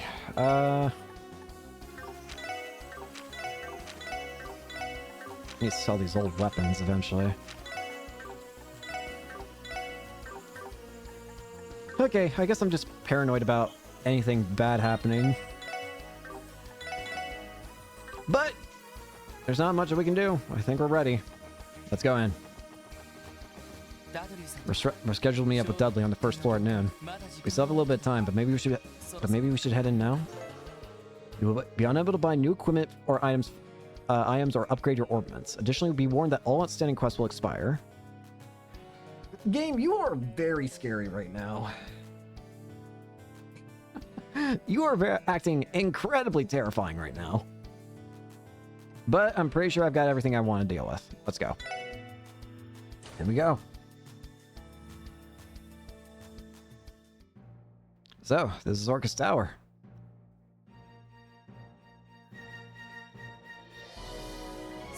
Wow. I love this place. It's like high tech meets fancy living. This feels even more futuristic than the IBC building. Every floor is wired up to the Orbital network as well. There's also a direct line to the IBC for instant updates on the stock market prices. I heard about that. Uncle Dieter insists on it. A true economist to the end. He has banking on the brain, and even as a statesman. Well, all we can do now is wait for Dudley to come pick us up. The conference isn't open to the general public, so why don't we have a seat over there? Same day, 12 p.m. There you are. Dudley! Dudley! Hello, Dudley. Hooray for our assignment. It's noon sharp. The training conference begins at 1 p.m. As for the dignitaries, they'll be here in around 30 minutes' time. Got it. Where should we make our way for now, just in that case? I would prefer to familiarize you with the venue myself, but there's been a change of plans. I came to let you know that someone else will be showing you around. Someone else meaning... Oh, is it freaking Croy? Good day, ladies and gentlemen. Thank you for coming today.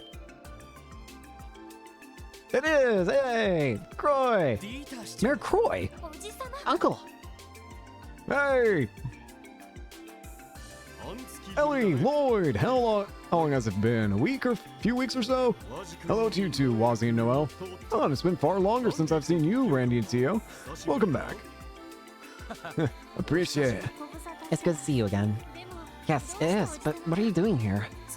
Conference starts in less than an hour. Is it really okay for you to take the time out to greet us? Nonsense. The preparations are just about finished. We're simply waiting for the dignitaries to arrive in the meantime. I thought showing you around the building would make for a good break of sorts. I trust this is all right with you, Dudley? As you say, Mr. Mayor. It's good that you don't do anything to embarrass yourselves in front of him. Once you're done, come to the security command room on the 4th floor. Understood. They're all yours, Mr. Mayor. I'll see the rest of you soon. You have my gratitude.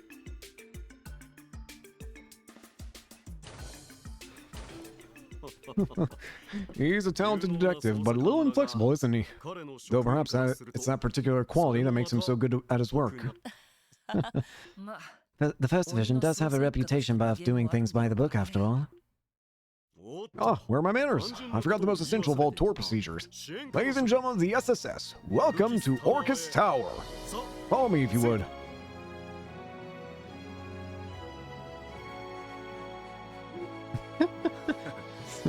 Same as ever. Yes, and the people in the apple we call Marybelle didn't fall far from this tree. Maybe, but it is nice of him to show us around personally before the conference. Sure is. Let's take him up on his offer. Ow. Mock speed. Ooh, paintwork. Alright. Next up.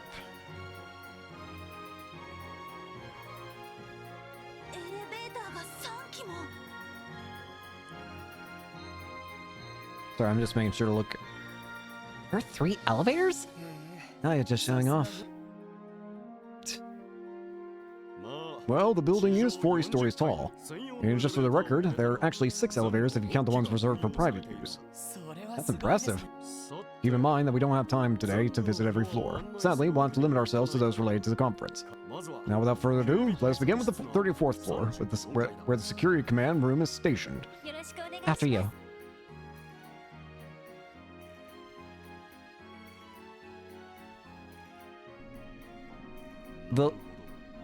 I see. I heard the same from Dudley. It's quite a tricky situation we find ourselves in.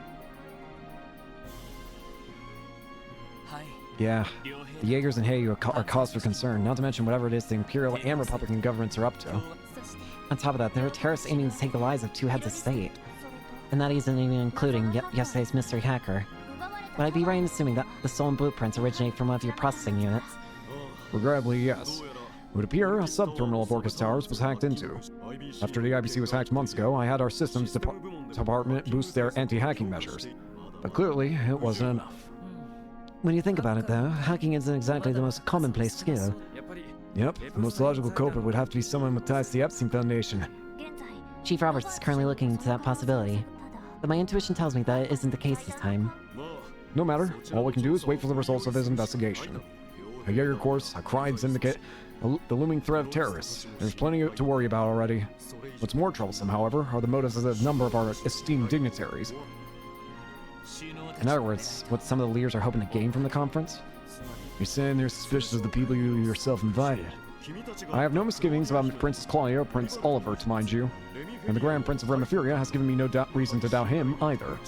Chancellor Osborne and President Rocksmith, however, are another matter entirely. The leaders of the two major powers. They have the most to gain from the controlling Crossbell's future. Have they tipped their hands on that front already? Quite the opposite, actually. We've already sent preliminary proposals for various treaties and cores to each country ahead of the conference. Both sides have reacted suspiciously favorable toward everything we've suggested thus far. The way they're behaving, you would think that those two are all for the equitable growth in Western Zemuria. That seems unlikely, to say the least. Yeah, there's something going on. The Empire and the Republic tend to clash over even the smallest issues. Correct. These sudden shifts in disposition make me all the more uncertain about how the conference might unfold. I've already prepared the worst-case scenario, mentally speaking. That seems wise. So on top of all the immediate danger, we're stuck in a political trap too. Times like this are when I'm glad to have Speaker McDowell to lean on. If we play our cards right, we should have the support of Liberal and Remiferia during these negotiations. Come what may, my heart is steeled. The only thing more I can do is pray that Aios is in our corner as well. Uncle. It's hard to believe that you have even more on your plate today than I realized. I'm sorry to take up your time with this tour. Don't mention it. On the contrary, I relish the opportunity for a nice change of pace. That's why I insisted that I be the one to show you all around. Well, when you put it that way. It would be our honor, Mr. Mayor. Heck yeah, we're done if you are. That's what I like to hear. Ah, perfect timing. We've arrived.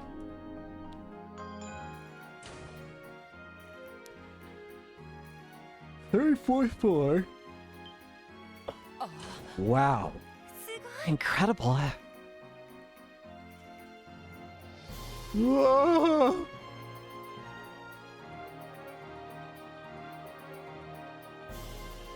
We're so high up.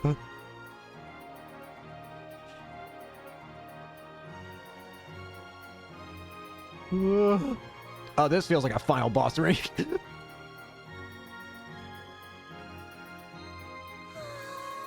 Oh, it's absolutely amazing.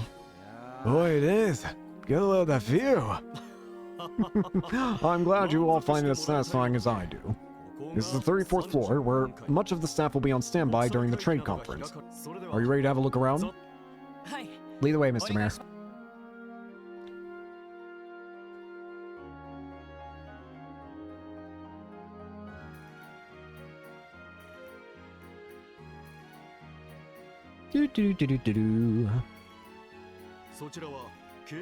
Here we have the security command room, and there's the press room just next door.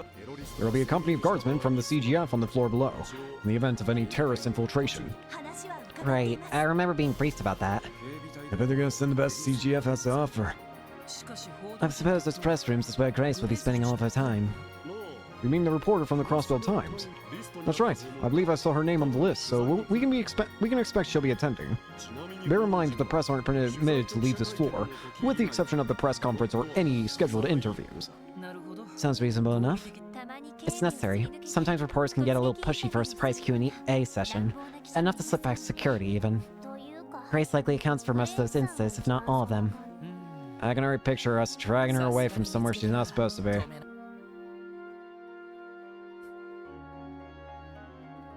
Huh.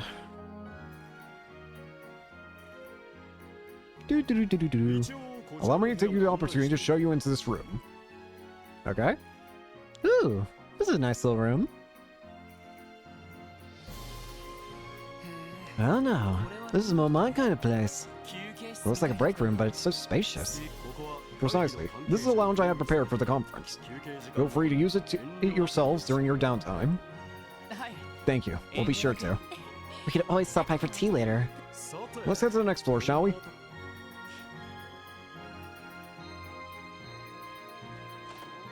In we go. Stairs! Is this an emergency stairwell? Looks like the way going down is sealed off, though. Normally, you'd be able to use these stairs to ascend all the way to the first floor. However, we sealed them off in preparation for the conference. Only the stairs between 34, 35, and 36 will be open. In other words, it's a security measure. What do people do in case of an emergency? Say, if an earthquake occurs.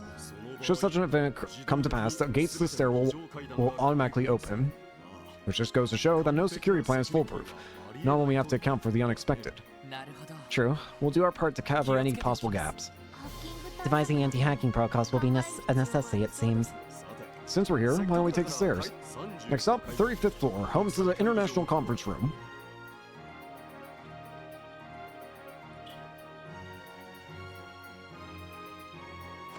Do. 35th floor. Oh, is this it? This is the conference room. That's right. Before you is the stage upon which world leaders will pursue the elusive dream that is diplomacy. This, ladies and gentlemen, is the International Conference Room. Ooh. Very fancy. It's incredible. I've never seen anything like it. You must have had to take a chunk out of the next floor up with how high the ceiling is. As it so happens, the 36th floor was designed in the shape of a U so as to accommodate the conference room. The antechambers to either side will house the staff of each respective dignitary. Their personal security details will be on standby there as well. Oh, that's smart. Well, they all have to go somewhere, don't they? Let's move on to the final floor of our tour, shall we? 36, VIP. The rooms prepared on this floor will be provided to the dignitaries participating in the conference. Allow me to show you around. After you.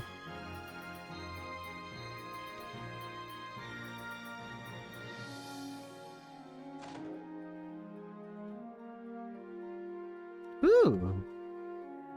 Oh, check this place out. Talk about swanky. If you gave me a room like this, I don't think I'd ever want to leave. This one will serve as a waiting lounge for Prince Olivert.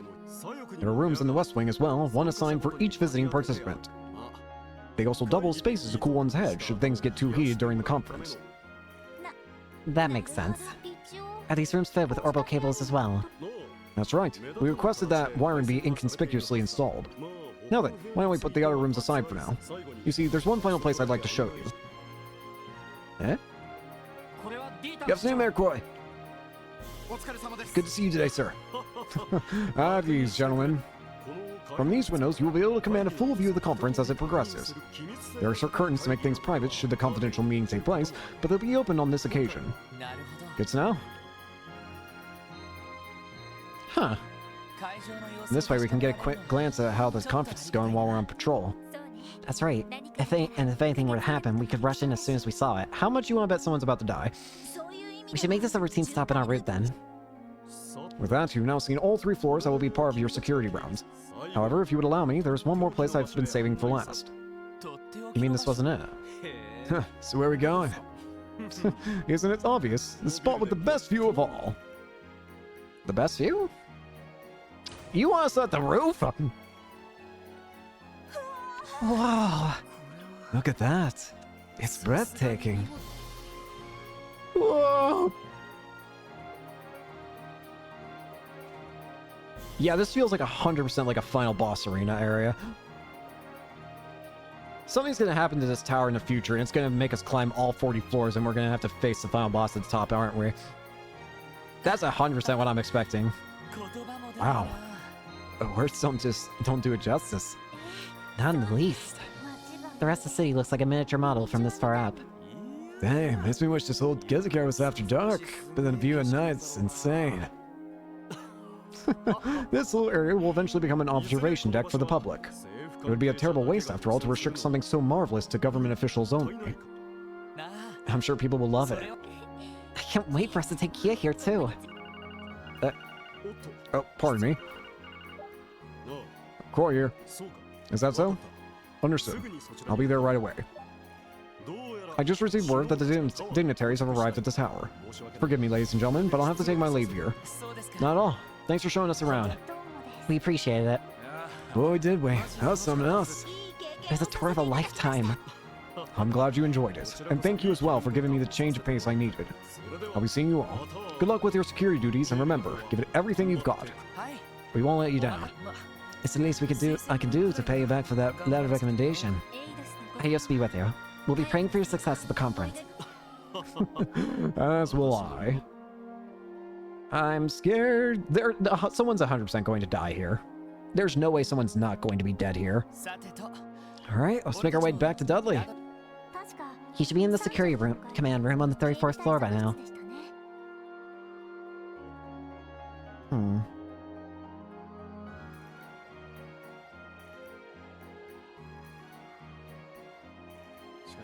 Now real work begins. Here's hoping this goes smoothly.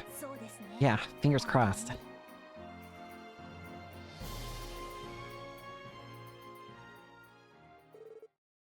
That same day, 1 p.m. It is hereby called to order the main session of the West Samaria Trade Conference. Oh boy. Hey, Arios. Hey, Grimwood, I saw you.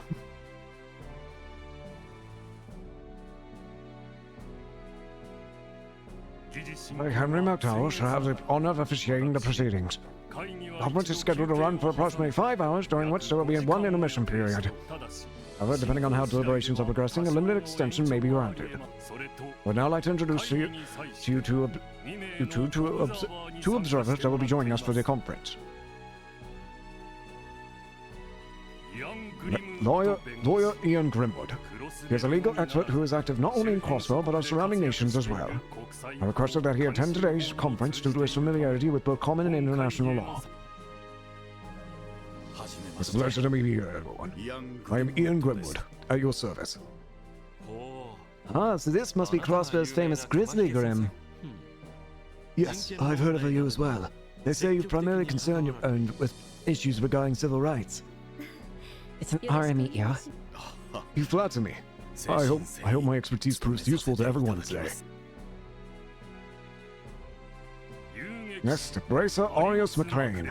You may recognize the name from its many outstanding achievements in our neighboring countries. I requested that he to attend as a neutral observer on behalf of the Bracer Guild to further ensure our safety here today. That is correct. I am Arios McLean. A pleasure to make your acquaintance. So this is the divine blade of wind. The speaker assumes right. Your reputation greatly precedes you, even over in the Republic. Tales of your deeds reach the Imperial capital as well. People often speak of Crossbow's divine blade, a man swathed in windborne might. I'm honored. Without further ado, we will begin by going over each proposal on today's docket. Mayor Dida Coy will be our first proponent. The floor is yours, Mayor Coy. Thank you. Now, if you would all direct your attention to the bill number 1 on your provided material. Alright. It's begun. Yeah, we already knew that Arias would be here, but I had no idea Mr. Grimwood was going to play a role too. It would seem his moniker of Grizzly Grim is well known outside Crossbow as well.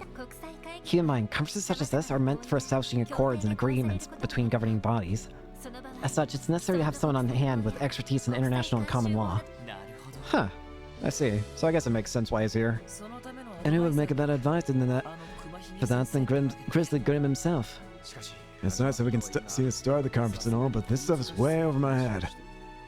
It's not as though it's our place to be concerned with the actual discussions during the conference. Focus on what matters most, making sure today passes without incident. Understood. Should we begin as planned? Yes, I've tasked you with patrolling the 34th, 35th, and 36th stories. Everyone on these floors should know who you are and why you're here.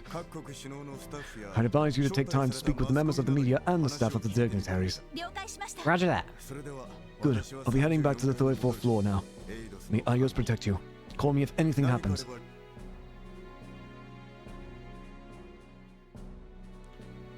Alright. Dudley is usually pretty steely, but even he's on edge today. I noticed too. It's hard to imagine today ending peacefully after all what we experienced last night. I agree. We're gonna need to be hyper-vigilant on these patrols. Now, Ken. What do you say, leader? Ready to get this show on the road? I am. Let's follow Dudley's advice and speak with all the other parties present. So apparently, the guide says that there are a bunch of NPCs specifically with which to talk to. And apparently once you talk to all of them, there will be an event scene when you go to a specific location. Let's see. Hello. The view from this corridor is really something impressive. Staring into the distance makes you feel like you're floating on top of the clouds. No, I got a sailor. I'm on duty here. Hi. The man I'm speaking of will be sharing this room during the intermission. They have their work cut out for them representing Crossbow today, so I'm gonna make sure this place is as spick and span as I can. The spot gives you an amazing view of Crossbow. Every time I try to clean the windows, I end up getting distracted and gazing out the city instead. Honestly, can't really blame you. I heard Prince Oliver is especially fond of red roses, so I took the liberty of fetching some to decorate his room with. I hope he enjoys them. This room will be set aside for Prince Oliver during today's intermission. His Highness is quite renowned among the imperial upper crust as for his refined taste and unique pursuits. Knowing that makes me want to put all my energy into preparing this room to his like.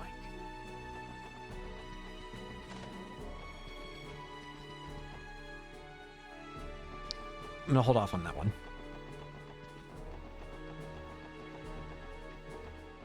Not there. This is a room reserved for Prince Albert of Ermaphiria. From what I understand, the Grand Prince has an extensive knowledge of music. As it happens, I'm currently preparing Speaker McDowell's private record collection for him to enjoy. Phew, I'm dusting up a store today. There's not a speck out of place on this potted plant. Now I'm done with it. Time to double check for any spots I missed. Have fun with that. I swear I thought I saw something completely different. Sieg! Oh, you're those police officers they have on patrol here, aren't you? That's us. Sorry for interrupting. And your Princess Clyde's little friend, Sieg, was it? Ah, this must be the Gryffalcon Kia told me about. What's the little guy saying? Could you translate for us, Tio? He said, hello again, SSS, and nice to meet you too, Tio. So he remembers us after all. Clever bird. I always remember the faces of Princess Clyde's friends. Well, I'm honored to hear you say that, Sieg. Isn't he just the cutest, smartest little bird you've ever seen? Good bird. I don't mean to make a fuss, but are these refreshments truly suitable for the president? I understand your concern, but the kitchen staff did the very best with them. I'm sure they'll be fine. Besides, they're patriotic in a way, don't you think? I suppose so, but surely there are better alternatives. Is there some kind of issue with the snacks they prepared? The sweet buns have Mishy's face on them. I would recognize them anywhere. They're Mishy buns. I fail to see the problem here. Any other food stuff would be objectively inferior. Calm down, Tio. If nothing else, they'll give the president something to remember Crossbow by.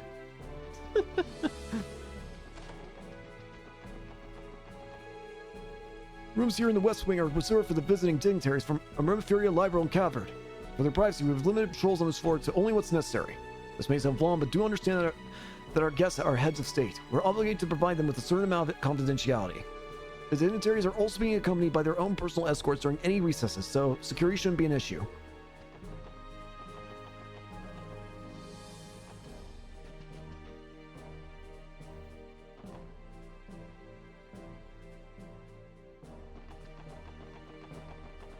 Alright, let's do this. Man, get a load of that view. And some SSS. Lecter? What are you doing here? Come on, you guys. I'm part of His Excellency the Chancellor's staff. Nothing unusual about me kicking back in here. Anyway, good to see you again, gang. I swear to God, I've seen you in like 3 different outfits now. Maybe 5. We really got to stop meeting like this. Even today of all days, you look like you don't have a care in the world. What he looks like is someone with something to hide. Hey, don't be like that, little lady. Only thing I'm hiding under all this charm is an additional surplus charm. So, those glares on your face tell me you guys have a boatload of questions you want to ask. That's right. We learned a thing or two in the past 24 hours. Specifically about the Imperial government's action, or lack thereof, regarding the trade conference. Alright, then, I'm not exactly sure what you've heard. So let me shoot you a question of my own. Did you know that I'm working with Noble Faction to take out Gileath Osborne's life? What? What? Who? Consider the source, everyone.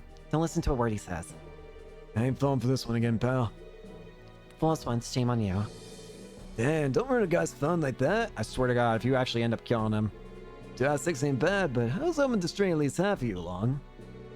I suppose we can just chalk that one up as a crude attempt at humor then. Listen, Lecter, because I need to make something clear. I don't care what your position or goal is. From where I'm standing, you're the type of person who knows how to take responsibility and get the job done. Owing to that, the most logical thing to do would be to cooperate with us, at least as far as security is concerned. Am I wrong? So that's your play. I was only fooling around that turncoat business just now, but you can't tell me it's totally impossible to picture, right?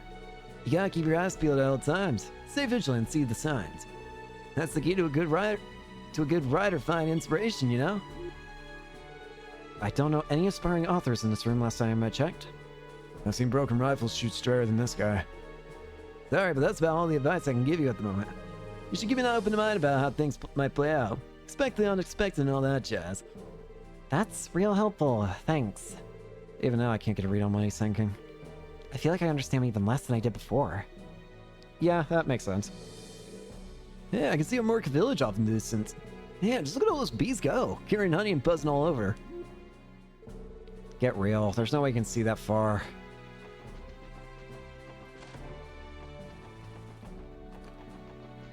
Alright, next up, we're gonna go down a floor.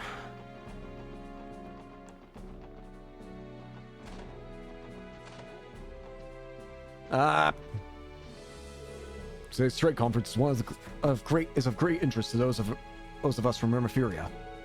I'm hoping it leads to further economic development back home. You're a special support section, correct? I heard you assisted His Lordship Prince Albert yesterday. Not at all. If anything, he was the one who helped us out. That's right. His Lordship's medical knowledge was tremendously useful. Is that so? To his credit, the Grand Prince is an excellent doctor in his own right. Detail aside, I can say with confidence that His Lordship was both extremely pleased and impressed with all of you. I'm glad to have the opportunity to meet with the men and women he spoke so highly of. Our pleasure, my man. We appreciate your kind words. Oh, you must be that special support section they have on patrol duty. Thank you very much for your service. Let us know if there's anything we can do to make your job easier. The conference appears to be going well. Better than a typical Republican Parliament session anyway. The president has to be relieved he's not dealing with the opposing party today.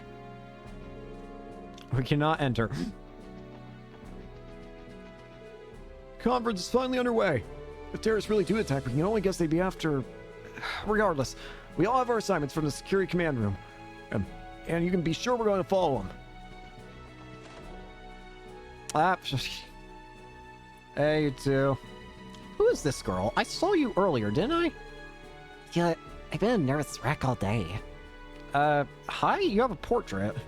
I can't let this opportunity go to waste, especially after all Prince Oliver's done for the Academy. Most importantly, I'm here as a representative of Thor's. I gotta pull myself together and chip in. What's the girl in a school uniform doing here? I did hear that Stu was going to be accompanying the Imperial government to the conference. Supposedly they're hoping to gain some real-world experience, being one of the best and brightest at their academy. This must be her. Damn, and here I was thinking someone just couldn't find a babysitter. Somehow I get the feeling she and I would have a lot to talk about. She has to have skipped a grade or two, right? Well, you never know. The girl just might be around the same age as you, Lloyd.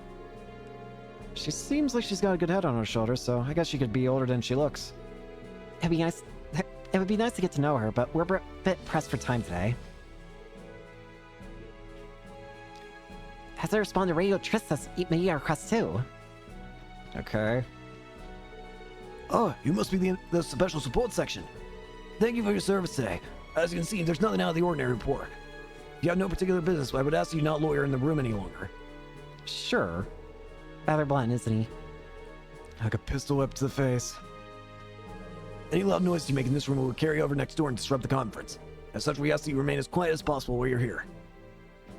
We'll talk to the others here in a bit. Okay, in a bit is very quickly, actually. Kilika!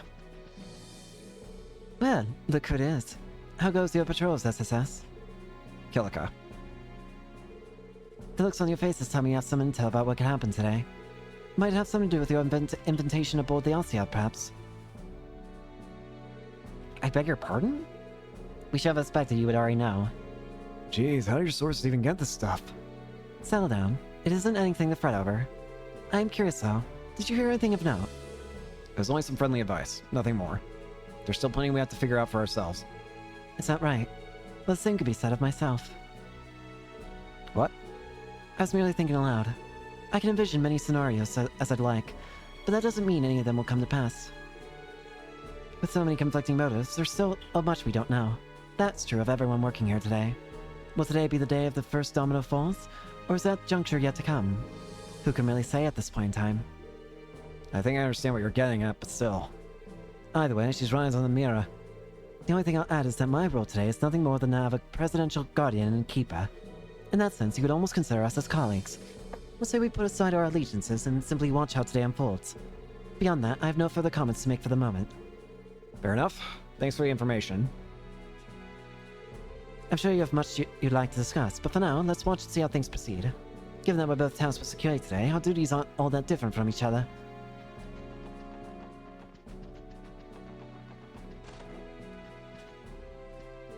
Good afternoon, everyone.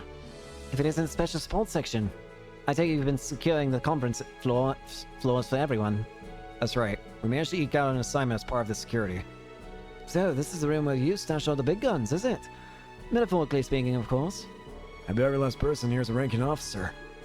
Correct. By all accounts, this room alone could prevent a major incident. Absolutely. Not to mention Senior Captain Short's swordsmanship. I heard it's as fearsome as it is elegant. You're far too kind.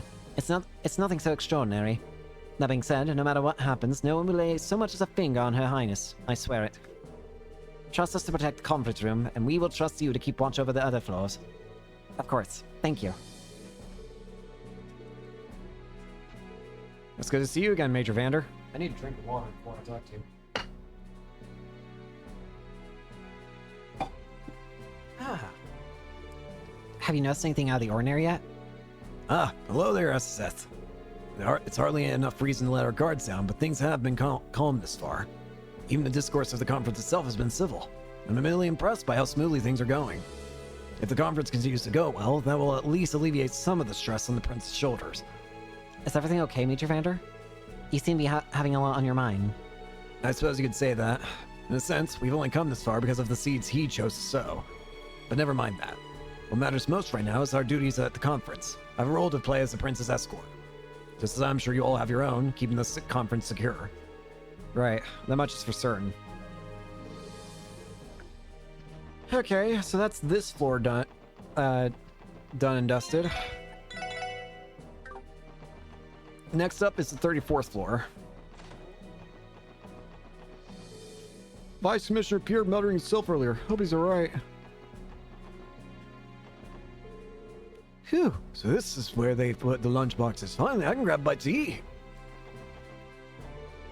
Listen up, there's a press conference scheduled during the intermission. Make sure everything is in order, on the double. Understood. We'll get right to it on it. Pierre is actually one of the people that advanced the story, so we're not going to talk to him just yet. Captain Grant, a pleasure to see you. Hey, Grant, working hard? Good day, Sergeant Major Seeker. You as well, Sergeant Orlando. Although I suppose neither one of you is technically part of the CGF at the moment. That's true, but my leave is only temporary. You can address me by whatever you find easiest. I don't really care either way. Are you two the only representatives from the CGF on this floor? That we are. It's out of consideration for the dignitaries and members of the press, you might say. Part of the CGF's orders for this assignment is to stay out of their sight and minimize exposure, hence the bare-bones deployment. Sounds like the reasoning goes deeper than that. It does. Essentially, the decision has a way of tiptoeing around the two major powers. While the Guardian Force's weaponry is restricted by state law, it still functions the same as any other state military. We stay within budget, but a great deal of our funding goes toward maintaining and improving the arms we're allowed to have. Those expenditures would be an easy point of contention if they were out in the open during the conference. Outside and out of mind, in other words. Diplomacy can be one fickle mistress. Oh, true, but I try not to think about it too much. In the end, both of us are only up here for appearance's sake. Still, there's an entire company of guardsmen one story below ready to mobilize at a moment's notice. Should something happen, they'll be on the floor within seconds, rest assured. Good to know. We'll be counting on you if it ever comes to that. So they're actually one of the groups that we have to talk to, so that was a bit of a mistake. Hey, Dudley. All of us in the security division are contributing to keeping Orcus Tower safe during the trade conference. Our members are practical combat specialists who train constantly for emergency situations. Should the worst come to pass, I can assure you that we're just as capable as the Crossbow Guardian Force. We're accustomed to protecting government and property and dignitaries alike. Whether it's an anniversary festival or this international conference, handling large-scale events is all just part of the job. Watching the building through this monitor, you can tell everybody on security details on extra high alert. Things would be a lot simpler if our fears about these terrorists turned out to be unfounded, wouldn't they? Sorry. The infrastructure we've set up in here allows us to consolidate and pause every bit of the security data that flows in, just like that. Plus, while the terminals here are limited, we're still able to access the database at CPD headquarters. Should the need arise, we'll have a detailed info on any suspicious characters available at our fingertips. We still haven't caught wind of any terrorist attack, but it's too optimistic to hope they called off their plans in the face of our flawless security. Would that we could be so lucky. Yeah. Hey! I'm Thompson from the Art Press. Pleasure to meet you. You're a photographer with the Tyrol Times, if I'm not mistaken. That's right, but I'm still only just a rookie. You said on Press, right? Does that mean you'd be from Remiferia? We may be from different countries, but we're not competitors today. I look forward to working with you. Yeah, likewise. Here's hoping we all get the story we're looking for. I haven't heard too many positive remarks about the Crossbow Police in the past. However, seeing how tight the building security is, I'm getting the exact opposite impression today. The only conclusion I come to is the CPD's shortcomings are a result of their structure, not their people. Well, you're not wrong. The trade conference truly is extraordinary. I never covered anything like this before. Conferences between any two of these countries aren't uncommon, but between Crossbow and its 4 neighboring nations? That's unheard of. Not to mention both Chancellor Osborne and President Rocksmith are attending in person rather than sending surrogates. This is essentially the first time these two men have ever met face to face. Talk about history in the making. It's unprecedented, to say the least. Reporters from every participating nation have gathered for the sake of covering this day. You and your Imperial Chronicle colleagues as well. Hey, good to see you, SSS. Hey, this ain't Lloyd & Company. Feels like we've been waiting forever for this trade conference to kick off, doesn't it? It's the main event of all main events. Crossbow's leadership and representatives from 4 nearby countries in a bonanza of international discourse. And of course, a big to-do like this demands a primetime venue. Orcus Tower, the continent's first true skyscraper. Can you feel it? The nerves in the air? I'm so tense that my heart's about to jump out of my chest. I definitely see the tension, but honestly, you don't look the least bit nervous to me. I suspect the nerves are coming less from her and more from her future prospective victims/interviewees. Tio, you're back! And you brought that trademark snark along with you, too. I'll admit I'm not as much anxious as I am giddy, but enough about that. Here's someone I want to introduce you. Meet Noticia. Noticia? This is Special Support Section. Nice to meet you. I've seen you all in the papers before. You look even finer like an even finer team in person. I'm Noticia, a reporter from the Liberal News. Thanks for keeping us all safe for the day. I was hoping we could see freaking Niall or Dorothy. That would be a service. For the Liberal News Service, it's the largest publication in the kingdom. That's right. They've also been getting a lot of attention in the journalism world for another reason. Two of their own reporters were awarded the Pulitzer Prize last year. Hey, Niall and Dorothy, right? The Pulitzer? Isn't that the prize that Nielsen person won a few years back? It's given to the continent's most outstanding journalists every year, if I remember right. That's the one. Anyway, the latest recipients are a duo by the name of Niall Burns and Dorothy Hyatt. Niall's our ace reporter, and Dorothy's a brilliant camerawoman. So the kingdom took home the crown this year, huh? 2 guesses as to what the prize-winning story was. Could it be about the strange phenomenon that happened in Libra around that time? Right again. Though technically, everything they covered leading up to the incident factored into the decision too. I see. They sound very impressive. I guess so, but that doesn't mean we'll just lie down and let them outshine us. Every reporter's dream is to win in the Pulitzer Prize at least once in their career. If you want to win the next one, then you better get to the best scoop you can each and every day, especially this one. Yeah, that rhymes? We can't let any of these news hounds get the jump on us. Yes, ma'am. If Grace gets any more fired up, the horrible sprinkler system might go off. Let's hope she can behave herself, at least.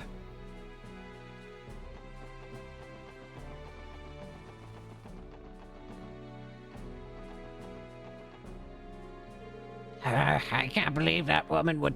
No, I'm sure of it this time. Who's he mumbling about? Excuse us, Vice Commissioner Pierre. Special support section. Oh, Joy. Well, can I help you? if I may ask, Vice Commissioner, what are you doing here? Theo, you can't just... Oh, nothing. Nothing except my job as director of the security command room. Huh? Since when? Come to think of it, I do recall seeing your name sprinkled around in some of our materials. Ah, I see. I never read those, hence my confusion. You what? Here we go. We probably should have mentioned this to all of you sooner. Oops. One question. If you're the head of security, why are you here instead of the command room? Taking a little break? Please, Dudley has full authority while we're here on site, with my permission, of course. So you see, there's no reason for me to be in the command room. Too many leaders spoil the group, as it were. Think of it however you like. As your superior, I know what is best for the operation. Now then, you Sixers focus on not getting in Dudley's way. Yes, sir. We've almost got everyone. There's actually 2 people left to talk to, apparently. One that and yes, I did say 2, which is curious considering we haven't seen all that many, any more of the unique characters aside from that. But, Dudley! There you all are. Have you noticed anything amiss? No, not yet. That monitor over there gives you the security overview of the entire tower at once, right? Correct. We have access to every critical area of the building in real time. That includes the conference room, of course. Thankfully, this tower is equipped with the most advanced security system on the continent. Numerous locations are beginning to incorporate video surveillance, as I recall, from the IVC to orbital stores. I've never seen such a large quantity of them in one place, however. How many there are is only half of it. The fact this technology even exists on it is amazing on its own. I wouldn't be surprised to see them used to survey areas outside the city. Someday, the CGF's days might be numbered, Noel. I don't think it'll ever be that simple. How widespread they become is going to depend on the public's approval. Aggressions aside, they're more than a welcome convenience for this assignment. Without any leads on the terrorist plan, all we can do is nip things in the bud at the moments when they strike, whether right before or just after. That's why we have to keep our eyes sharp. We can't afford to overlook even the tiniest detail. If you come across anything suspicious, be sure to report it at once. Understood. Apparently there's one more NPC we have to talk to, which is... I think this guy. This waiting room is for members of the press from each participating country. General policy forbids them from exiting while the conference is in session. They should all be accounted for in there. Feel free to enter if there's anything you need to confirm. Hey, SS, you spoke with Vice Commissioner Pierre just now, didn't you? Is he doing alright? Well, Depends on how you define alright for that guy. you could say he's the same as ever. Is he? It seemed a little docile of him to leave everything to Dudley instead of taking charge himself. Docile, huh? Well, that's not surprising after the frustrating year he's been through. Keep in mind, he's one of the 2 vice commissioners CBD keeps on staff. And it was the other one who got the promotion after our last commissioner was dismissed earlier in the year. Right, that did happen. We never actually met with the new commissioner before, though. The thing is, between the 2 of them, Vice Commissioner Pierre is the one who has more experience. Really? So you mean he got passed over for someone with less years on the force? Well, now it's starting to add up. Not to be rude, but it's a little tough for me to picture Vice Commissioner Pierre as head of the police to begin with. Oh no, I think the decision makes sense. But despite the way he behaves, I can't but sympathize. Being passed over for someone with less years of a service must be killing him. But life comes at you fast. Who wouldn't be better? That's what I'm saying. The Vice Commissioner's going through his fair share of hard times right now. I know I'm asking a lot here, but try to keep all that in mind when speaking to him. He may not do a good job of showing it between all the scolding and chiding, but I think he truly does care about the SSS. I'll take your word for it.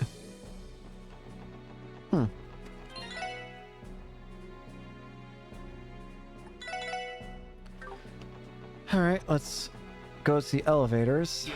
Alright, that's one patrol down. Nothing unusual to report at the moment. Yep, so far so good. We might as well make another loop around. Good plan. You know, I can't but wonder if the conference is going smoothly. Me too. I know the mayor and speaker are doing their best, but that's a tough room they got in there. The Blind Iron Chancellor and President Rocksmith present the greatest challenge. They do. That they do. We'll tell someone how it's been going during the intermission. The same day, 3:05 p.m. The trade conference finally reached its halfway point. Before the intermission officially began, the heads of state held a brief press conference for the media.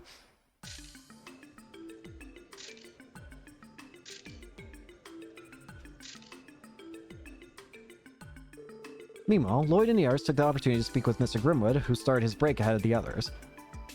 Grimwood, is everything going all right? I've also keep forgetting what voice I give you. Oh, that explains it. Things being as precarious as they are, the SSS was asked to assist with the security detail. Exactly. I'm not sure how much of a difference we really make in the grand scheme, though. We may only be additional peace of mind. Don't sell yourself short, my friend. You're the team that thwarted an assassination attempt on our previous mayor. It's reassuring to have all of you here. It's kind of you to say. Yeah, thanks for the vote of confidence. How's the conference going, Mr. Grimwood? Things appear to be proceeding smoothly thus far. That's a fair assessment. Talks are slow, but steady for now. The participating nations have already agreed to several trade deals. Mayor Croy's efforts are truly beginning to pay off for all of us. Thank goodness. That puts my mind at ease. Slow but steady for now, you say.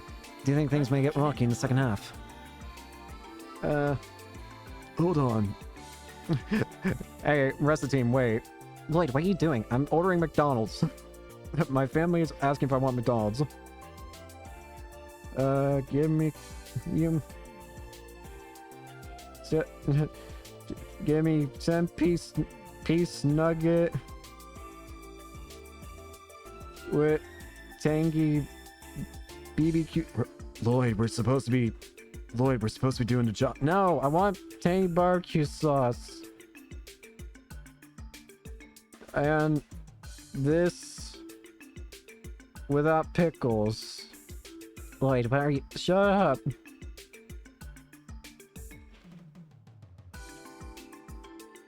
Okay, I ordered. Sorry. Lloyd, what the hell? You really can't do that. Whatever. Just, I'm hungry. Slow but steady for now, you say? Do you think things may get rocky in the second half? Oh? Is there something you're concerned about?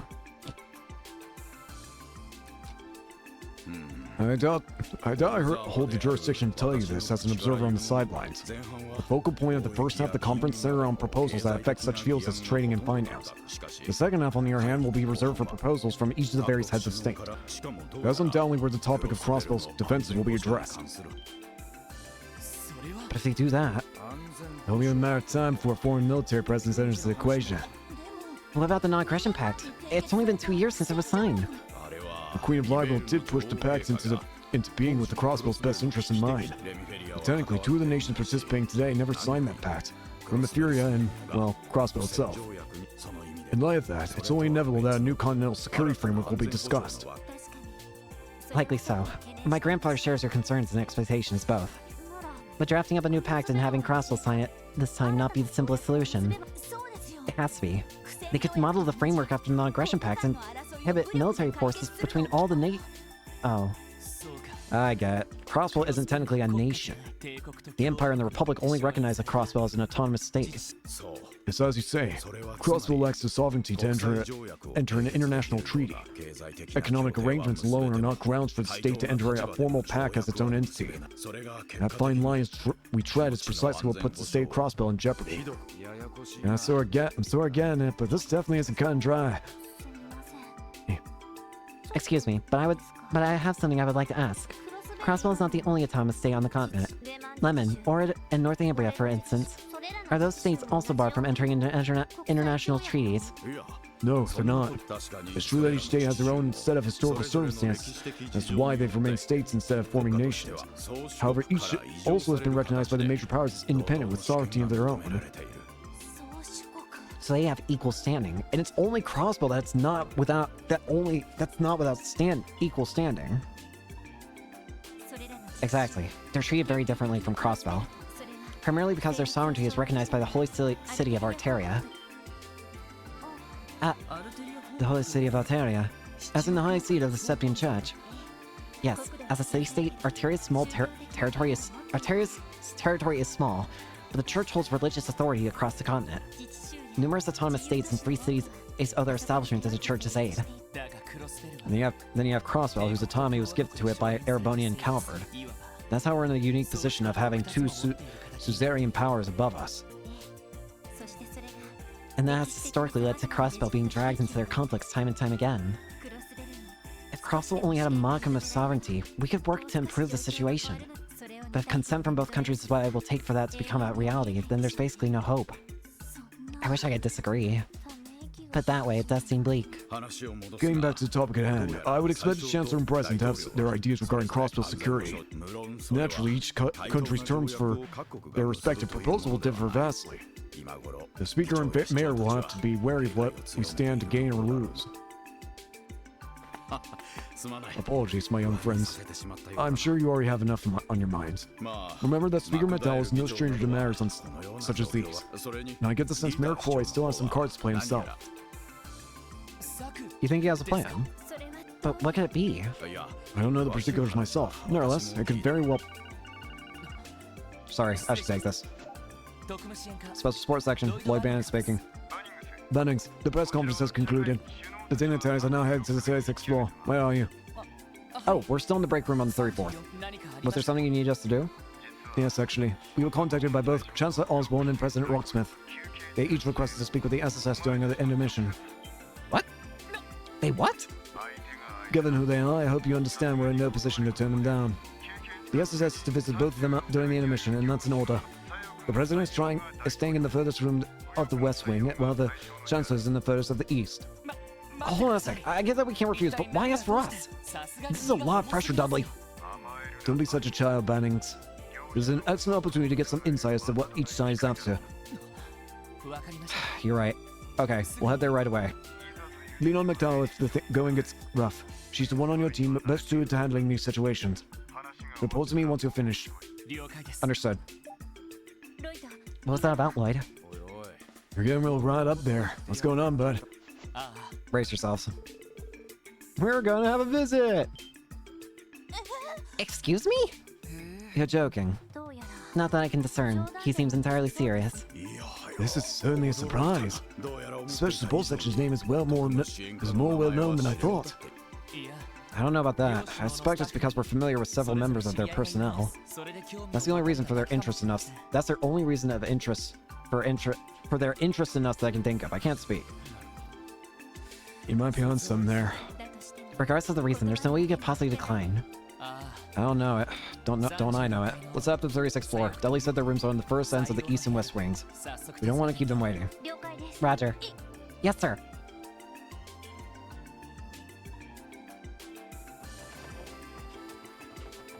So apparently, there's some events we might be able to activate. Hang on. How many times must I tell you? The press isn't allowed past here.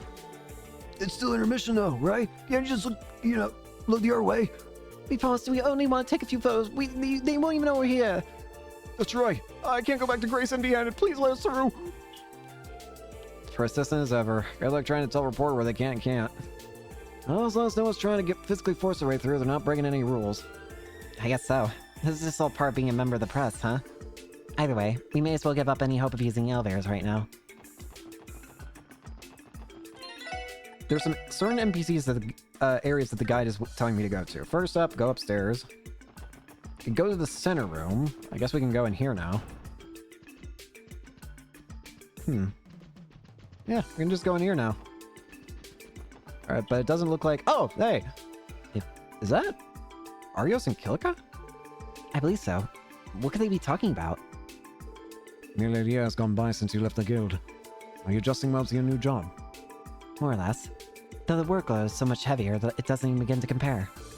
So I imagine. And how's Shizuku been? As cheerful as ever. Though sometimes I feel as though she's a bit too accommodating for a child her age. She was recently blessed with a wonderful friend, as well.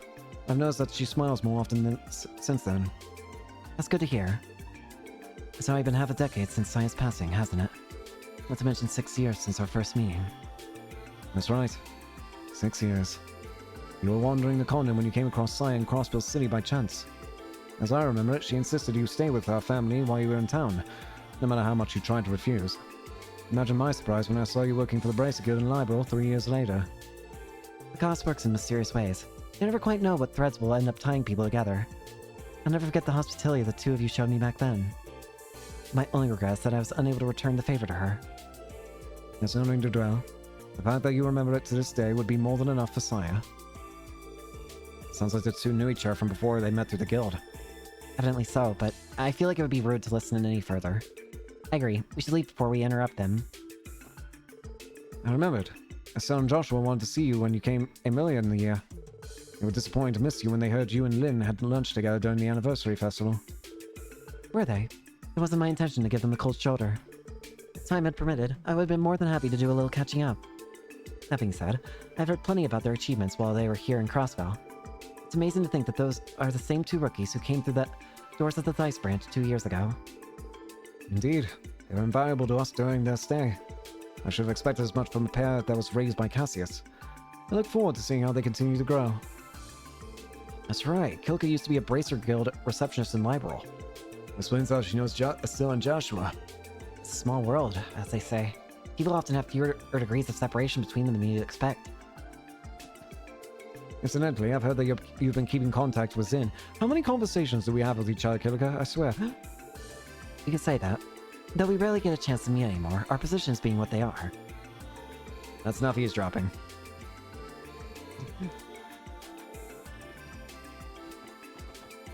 Next one is in here. You have a phone out? Hello, Angie? Yeah, we're in the middle of an intermission. Oh, that's right. Class is at Guerrilla Fortress right now. I'm a little worried about what the Imperial Liberation Front is up to, but they should meet fine as long as the crow's with them. I'll keep an eye out over on my end, so you guys be sure to do the same. Huh. That's not like any armor I've ever seen. Must be co-developed by the Foundation and the Rainford Company. Whatever it is that girl's talking about, though, that she seemed pretty on top of it all. Not just anyone can do that sort of thing. I think? You love me? Angie, this is a serious situation here. I'll keep an eye out on my end. Judging by the way you look and a character we saw earlier, I have to assume you're from a future game as well, because the character I'm talking about that was mentioned to only be available in the modern release of this game. The girl we met back at the police academy. Yeah, the police academy. The one with pink hair, who was like looking up to SSS and Lloyd. I assume you're probably the same, considering the way you look, how you're also seemingly a student. So, yeah.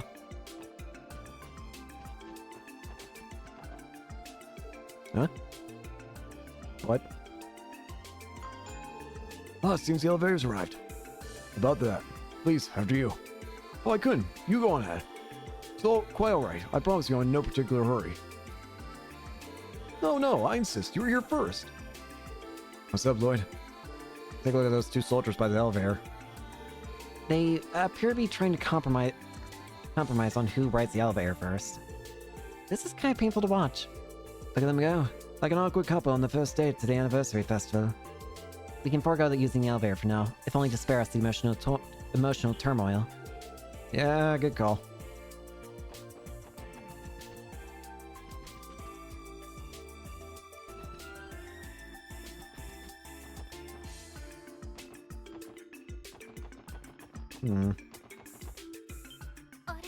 Those are...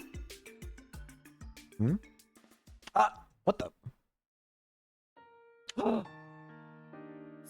I see. And that's when you ran into Lucy. Yep, I was only running Fury on business too. I guess you got wind. I tried to run, but she got me. Yeesh, I must be losing my touch. You even guess how many bonks over the head she gave me? Not one. She hugged you instead, with tears in her eyes, didn't she? Dang it. I can tell exactly how Lucy feels, you know. She's probably well aware of just how dangerous your day-to-day job is. I'm sure she's been worried sick. Man, a woman's intuition is no joke. Makes my spine tingle. I never do know how to handle them. Maybe, but you brought it upon yourself. It really does take me back. It's been so long since I've seen Leo, too. I'd love for all of us to have a reunion.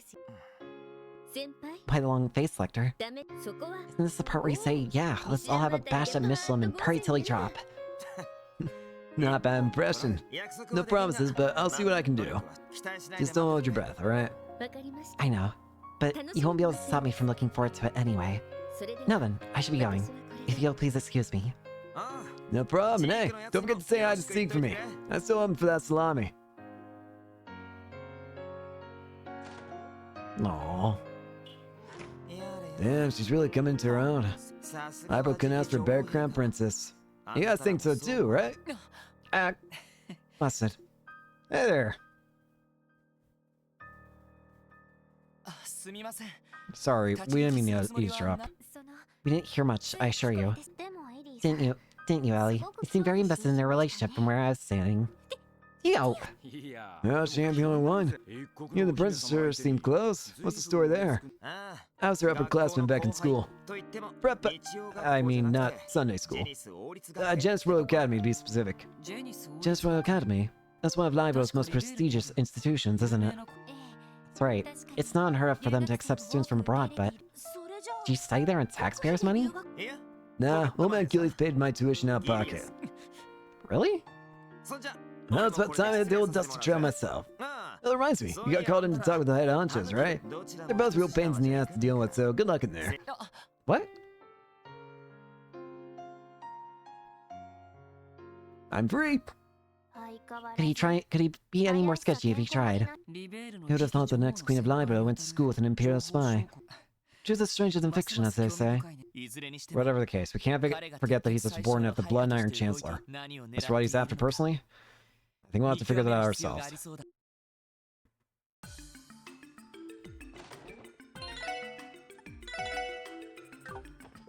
Saw Princess Claudia a few moments ago. I knew she'd be here, but I still could hardly believe my eyes. Being so close to so many dignitaries at once has me starstruck. I don't think I can live with the shame of letting them down. That's good enough reason to stay sharp today. This is his lordship Prince Albert's room. Speaker McDowell is currently paying him a visit inside, however. I've been instructed to let you pass. You're welcome to enter if you like. Your special support section, right? Princess Claudia told me to let you pass. Feel free to go in if you like.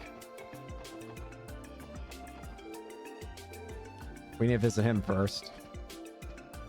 Hey! Not done deliberating for now, but I'm absolutely exhausted after facing both Osborne and Rocksmith at once.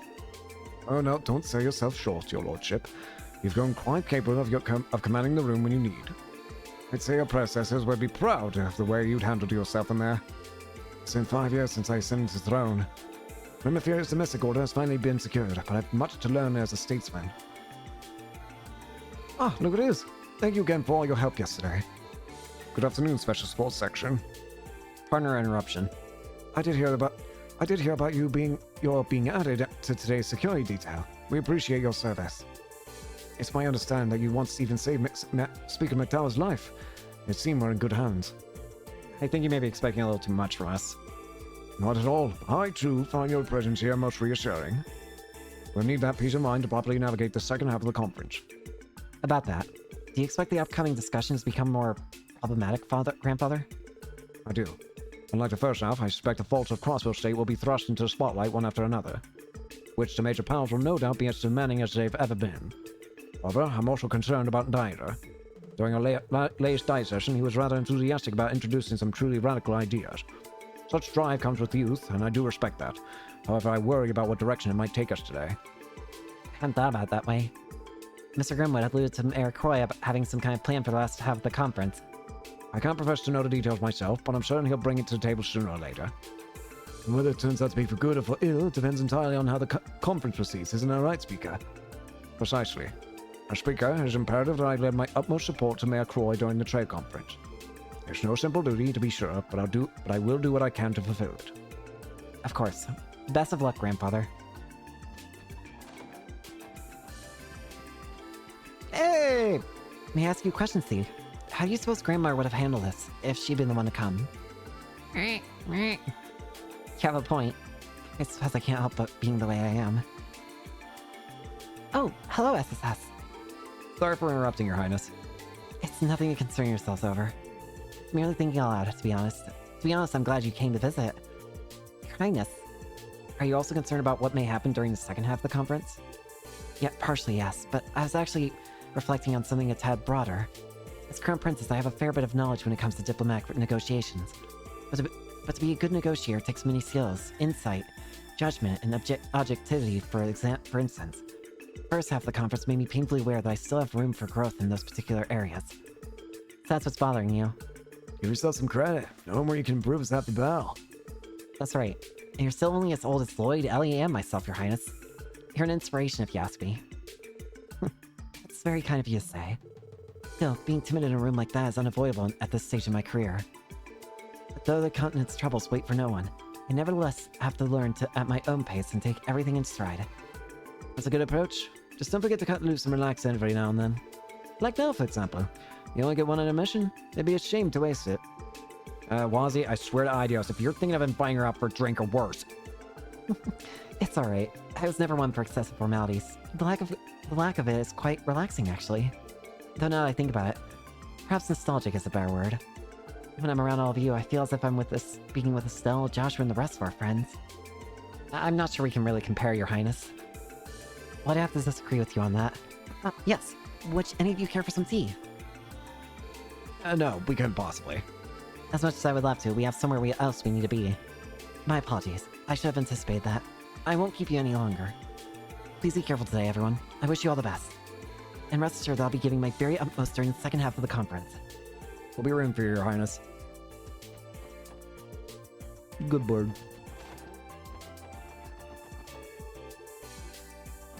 Okie dokie. I'm a bit worried about this one.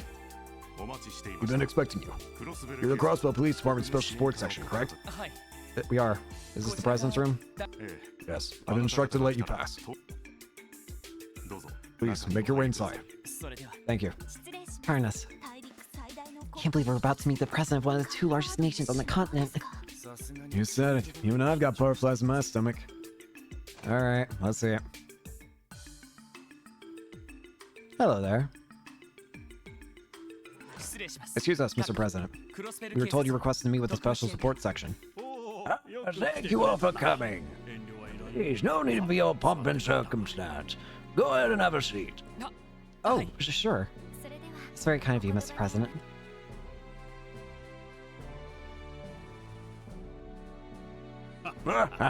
My invitation must have come as quite a shock to you.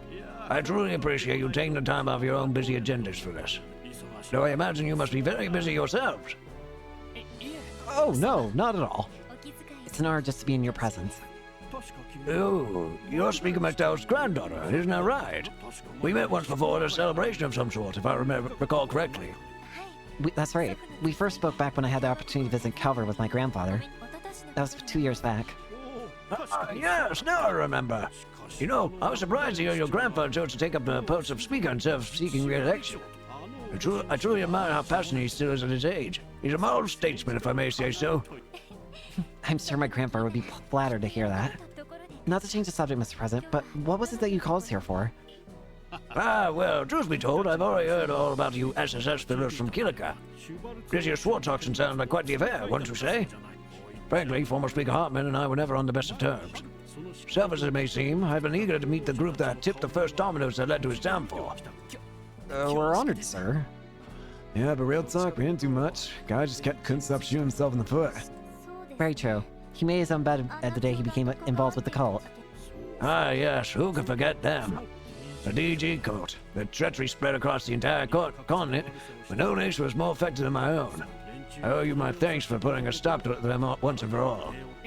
You're welcome, but really, we were only doing our jobs. Honestly, I'd say our contributions didn't really amount to much in the long run. No need to be so humble, my boy. Things were rather dire. Even your Guardian Force was being manipulated. Yet in the face of it all, you still managed to quash the cult and keep that little girl safe. Great gods in the sky, those are no small achievements to speak of. Wow. You flatter us, Mr. President. Truly, I'm not sure we deserve such high praise. Oh, but you do. Had Crossbell fallen into the cult, I don't know what would have become of us. If those dastardly villains so-called the IBC, international trade and finance would have come to a screeching halt. And I'm sure you don't need me to tell you how severe the consequences of that would be for our economy. Yeah, he's not wrong. That's true. All the more reason I'd like to acknowledge your valor. I think the fitting thing to do would be to award you each a medal. Yes, that sounds perfect. I'll have the arrangements made as soon as I return to the Republic. No, you don't have to do that. Is it even appropriate for citizens of Crossbow to receive awards from the Republican government? Besides, we already got more recognition than I can handle from Granddad McDowell. Truly, I don't see any faux pas to be had about it at all. Your troubles are our own as well. After all, the Republic does hold suzerainty over Crossbell. Mr. President, Now, keep those faces like that, and they'll stay that way. You received an invitation from our friend, the Blood Iron Chancellor, too, did you not? I would be delighted to speak with you all more, but I think my turn is over. And not to fear, I'll see to it that you receive those awards I spoke of. Keep an eye out for them, all of you.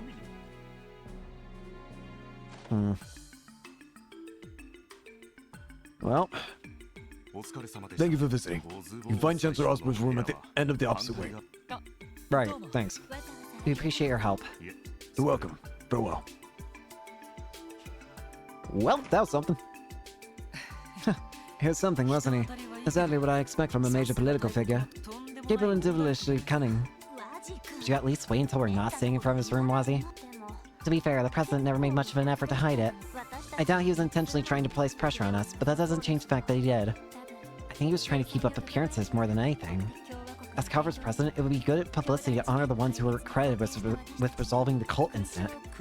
Not to mention, he said that Crossbow's troubles are theirs as well, which reaffirms that he sees Calvert as Crossbow's rightful owners. Yeah, you tell me the whole reason that was the whole reason he called us in here? These big shot leaders got egos as wide as their country's borders. Without a doubt, even dying members from an autonomous state like this have nothing on them. We still have to speak with the Chancellor. What do you think he wants from us? I couldn't say. But we're probably going to want to brace ourselves either way. Anything change in these rooms? No.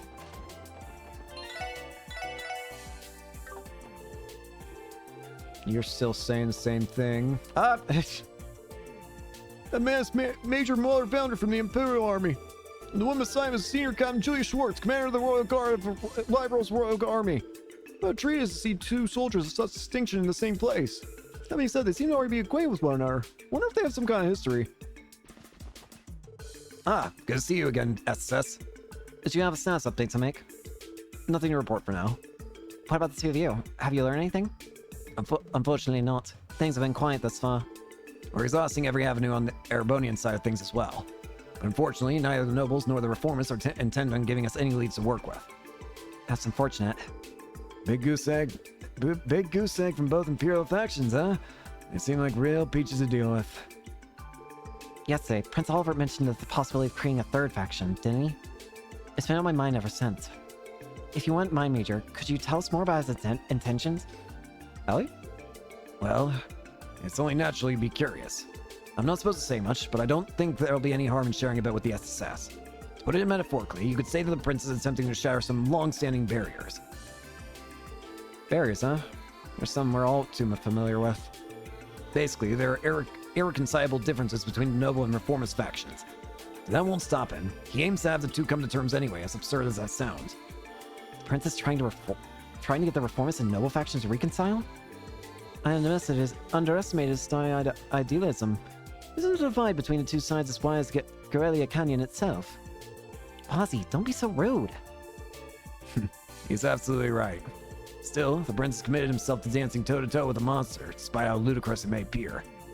He's fully aware of what people call him behind his back, a showy, debaucherous bastard prince whose only concern is his leisurely wants. Let them talk. I decided to stand by him regardless. I see. That's very admirable. The prince will always have an ally in Libra, Major Muller, just as Princess Claudia has stated. We may not always be able to intervene directly, but we'll assist you both in any way we can. Thank you, Senior Captain. I'm truly grateful. The prince must be truly loved to have so many valuable allies. I don't know if I go that far, but there's no question that he has a certain effect on people. Still, the best thing we could do today would be the trade conference ending without incident. That's the objective. We'll be counting on you if the situation calls for a special support section.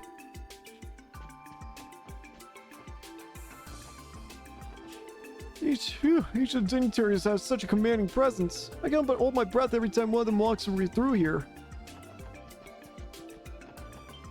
That must be the Chancellor's room. The intermission will likely be over by the time we're done speaking with him. We should take care of anything else we need to do beforehand. That's a great way of telling me that I'm about to get into some serious trouble, aren't I? We're halfway home. Now we just want to survive the second leg of the conference. Things are only going to get more difficult from here on. Hey!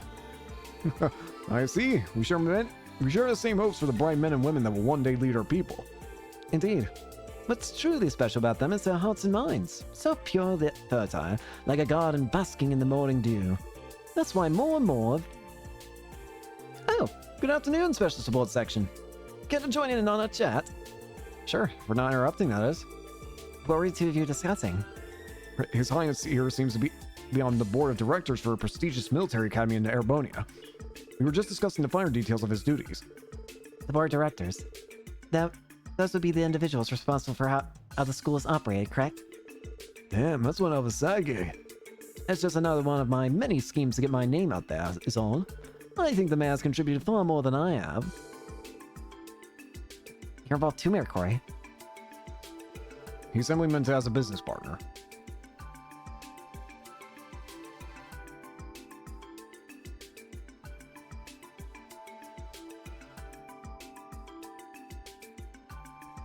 Sorry.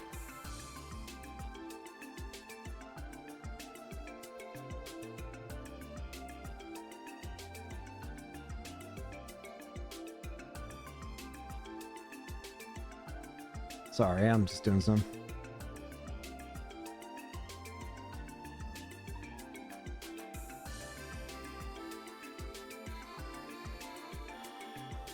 The IBC is the Epstein Foundation's benefactor, and it just so happens that the foundation is part of the major test being held by the Academy.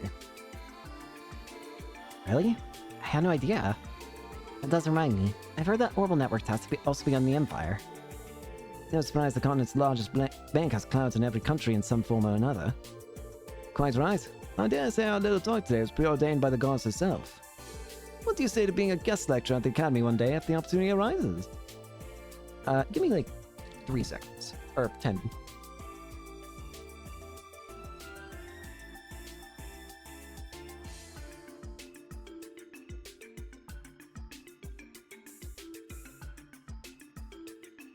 I episoded now. Sorry. Ended up getting food. You know what sucks? When you get food and they don't give you a freaking straw.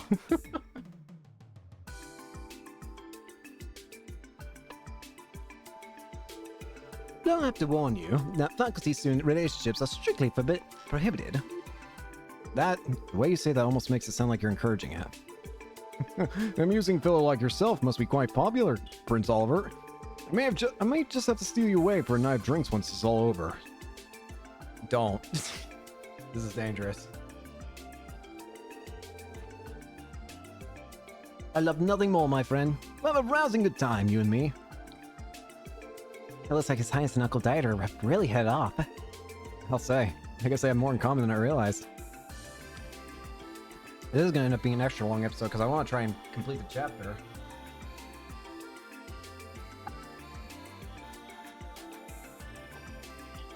Alright, now I gotta pull up the guide.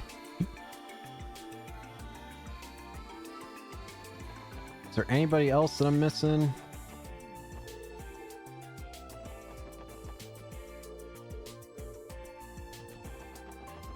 Because I feel like the game's telling me to be careful.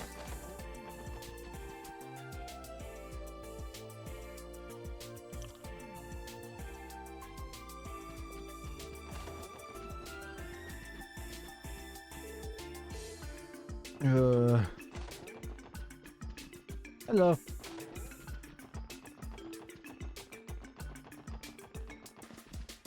Alright, let's save the game and we'll go in. Let me take another drink of soda.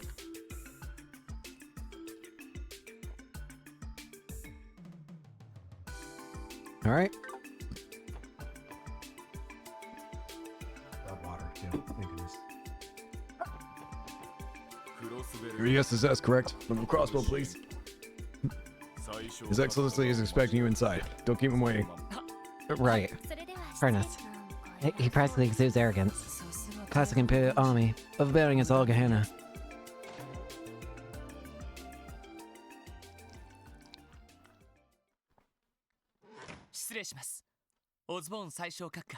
Sorry, Osborne. I'm drinking a soda while just walking into a room. Excuse us, Chancellor Osborne. We received word that you wish to speak with the Special Support Section. Do come in. Do come in. Hello, Chancellor. We only got to briefly see you in the third game. Magnificent view, isn't it? It's fascinating to think that mankind built a structure like this to look down on the world below. These walls in which we stand are proof that we finally attained the glory the ancient civilization once held. So they are. Are you referring to the ancient Zemurians from over 1,200 years ago? Everything I've heard about them makes it sound like they more or less had magic at their fingertips. Theirs wasn't necessarily a utopia, mind you. During last year's libel incident, a large floating kingdom appeared over the kingdom. Their city was constructed before the Great Collapse. It was sealed away by human hands. It was a symbol of mankind's potential, as well as its hubris. Our potential and hubris. You seem to be very well informed. No, I wouldn't say I know everything. As far as Crossbow is concerned, I haven't discovered it nearly as much as that priest, Johann Gunter, did. Why do you... How do you... It's what we don't know that lends weight to the affairs of the world.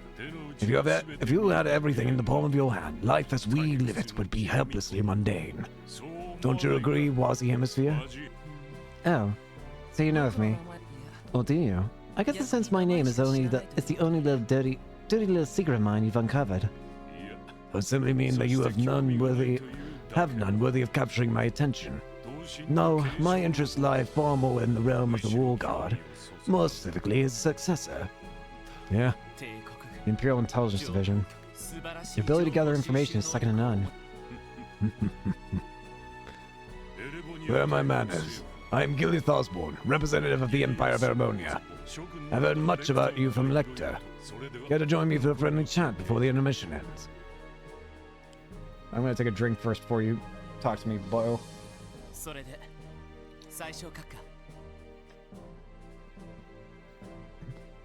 Well then, Chancellor, what is it you wanted to discuss with us? You already seem all too aware of everything that's happening right now. No need to overthink it. This is nothing more than a civil conversation. There's something I would like to hear your opinions on, however. Our opinions. Yes. I'll be frank. How long do you think your precious crossbow will last? I don't like you. I'm gonna take a drink of soda.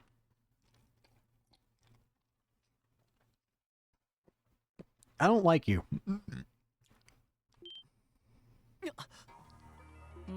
Bit of a loaded question, isn't it? On the contrary, I bear no ill intentions. History tells us that no political entity can last in perpetuity. And that's discounting the Orbital Revolution, which has accelerated all aspects of the contemporary world. How much longer can a land as contested as Crossbow withstand the coming turbulence of this era? I'm not sure. Forever. As long as there are citizens in the state who have the will to protect it. Noel. True. Little matters more than having a solid will, or resolve, one might say.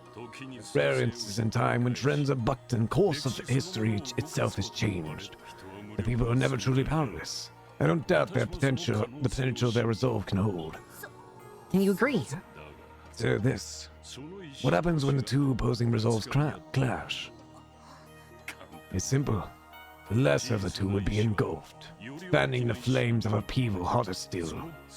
I suppose these hellborn fires would emerge again and again across the land. The integrity of morality itself would be smelted in the searing heat, until the world itself was ablaze. Such a phenomenon would surely be easy for you to imagine, would it not? I don't like you, buddy. I can understand how Crossbow's resolve might seem lesser compared to that of the Empire or the Republic, but even a small flame is capable of burning bright. It's not a foregone conclusion that the larger will engulf it, just as it wasn't when Libro repelled the Imperial army. That's right. It was 12 years ago, during the 100 Days War. Well played. Resolve is ultimately a question of tenacity. Libro was small but tenacious. It overcame the shambolic effort the Empire put forward. There's much Crossbow could stand to glean from that moment in time. However, I remain unconvinced that Crossbones hold the same pride and conviction that the people of Libro do.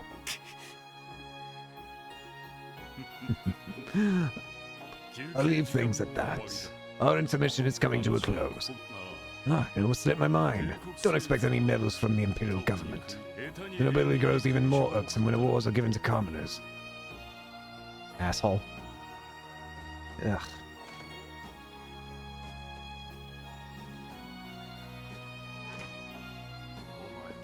Consider yourselves fortunate. I rarely see His Excellency in such an agreeable mood. What? What? Seriously? Is that what you call it? You see, he seems to have taken a liking to you. I understand that may be a tough pill to swallow, but I suggest you accept what he had to say. But perhaps it isn't my place to tell you that, given my position. Thanks? Question mark? とてつもなかったわね。 That's horrible. Man's a damn monster. Either way, we can't let it get to us. We have to take his perspective at face value. Hey, Tio. You okay? Yes, I'll be fine. The imagery he invoked was a little too vivid. I got lightheaded, so I can't blame you. Even I could feel those flames he kept talking about breathing down my neck. Calling the Blood-Iron Chancellor a monster is putting things lightly. He believes he holds the whole of Crossbow in the palm of his hand. Maybe. But I'm not so sure he called us here to torment us, believe it or not. The same goes for President Rocksmith. I think the interest they've taken in us is genuine, for better or worse. Let's just take it for what it's been. A learning experience. That's one way to look at it. I think we could all take a page out of your book once in a while. No, Ken. Leave it to Lloyd to make a near empty glass half full. He's right. There's no way we can let this slow us down. Of course not. What we should do instead is to have it propel us forward. In any case, we just about used up the rest of the intermission. Step back to Dudley and report on how both our meetings went.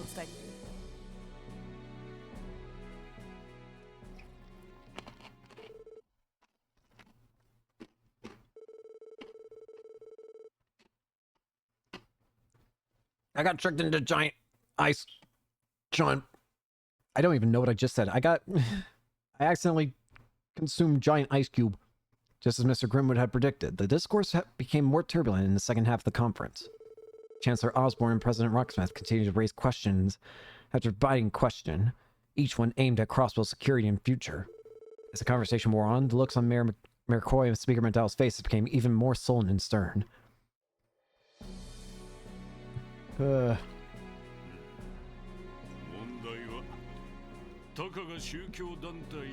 That's the problem, is that a lone cult was able to cause so much public disorder in a single night, no less.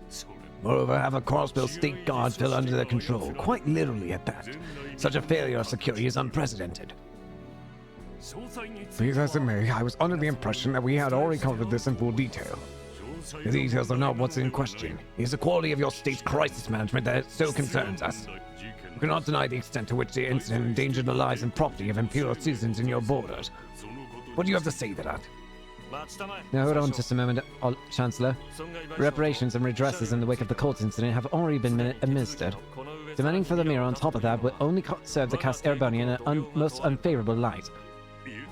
Monetary compensation is not the issue either, Your Highness. The Crossville state government has still yet to answer for how it can comprehensively guarantee its security. There is a need to protect the lives, property, and economic interests of all those who are tied to Crossbell. Can such protection truly be assured from a state constantly mired by political gridlock? A state so susceptible to top-down corruption? Pardon me, but I heard former Speaker Hartman was immediately removed from office upon his corruption and coming to light. Crossbell's political system has proven perfectly capable of self-correction. Would a new security framework not suffice? I must disagree, Your Lordship. Surely you don't believe it would be that easy. Crossbell's political foundation is prone to corruption by nature. I, of course, acknowledge that Mayor Croy and Speaker Mandel have been nothing less than outstanding statesmen. But what would happen to Crossbell when they're gone? How quickly would things regress without their leadership? I apologize for my cynicism here, but corruption and government have long been inalienable. This is not true of only of Crossbell, but of my own kingdom as well. Taking that into consideration, would it not be best for us to observe whether the Speaker and Mayor can bring about political reform during their terms? Pardon me for saying so, Your Highness, but I believe that is rather naive of you. I understand why you would be hopeful. However, the state of Crossbell cannot be so easily compared to a monarchy such as Libra. Undermining the political system of a land that has no central or traditional authority is a simple feat. History has proven that time and time again. That may be true, but If I may, my native Carver is founded upon our honorable republic charter in lieu of a monarchy. It was an impressive undertaking by various powers and groups that gathered after our revolution 100 years ago. With that charter in place, our country knows our system can survive with dignity, even if it too may at times be stricken with corruption. So you may say, but it's not as though our autonomous state law isn't without its own pride and honor. I'll concede that our state's young history, imperfections, and its design have come to light. But so too is it indisputable that we have slowly been improving upon it. Mr. Grimwood, may I ask how many additional laws and amendments have been passed by Crossbill's government in the last 10 years? But of course, while I don't have an exact figure in front of me, I would estimate 50 in total. And only 50 in 10 years? Why, how can that be? That's an average of just 5 a year. Perhaps, though the rate has been trending upward in recent times. There were 12 laws passed last year, if I'm not mistaken. Yes, though admittedly, many of those were merely addendums to existing financial and mobile network provisions. Regardless, I think it's clear that we cannot assume a meaningful nuke security framework would be so promptly implemented. As I suspected, it would be wiser to seek alternative solutions in the interim. I agree wholeheartedly. My. I hadn't realized the two of you have become such close bedfellows. Perhaps you care to settle the territorial dispute over the Nord Highlands as well while you're at it. Point well taken, Your Highness. We'll have to leave discussing that matter for another day. Doesn't feel like it's going well.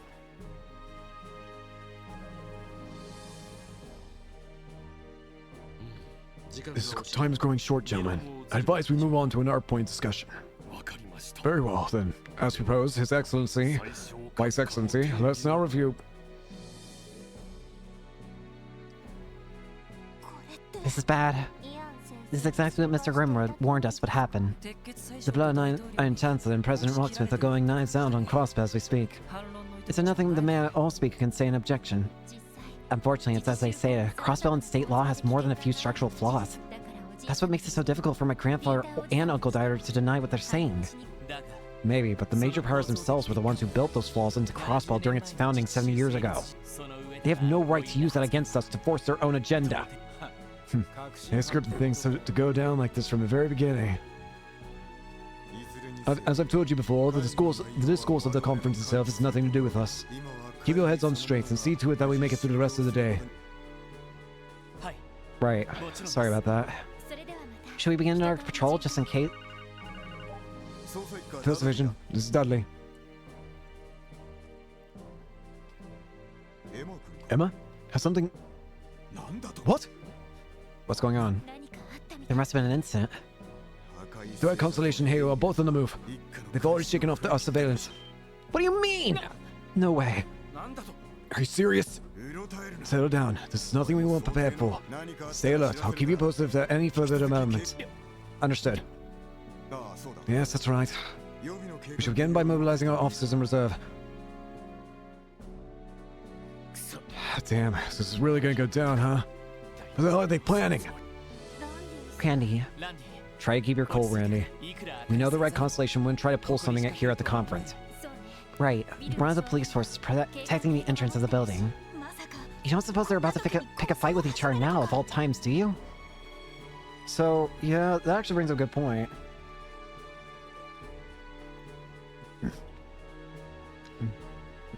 Do you think they're just going to use this time to fight each other? What I'm most concerned about is Campanella. Honestly, that's the one I'm most concerned with. Obviously, Heyu and the Red Constellation are trouble. But Campanella's the wild card at the moment. The true wild card, I would argue. Because, I mean, it's Ouroboros. I need to take a drink of soda.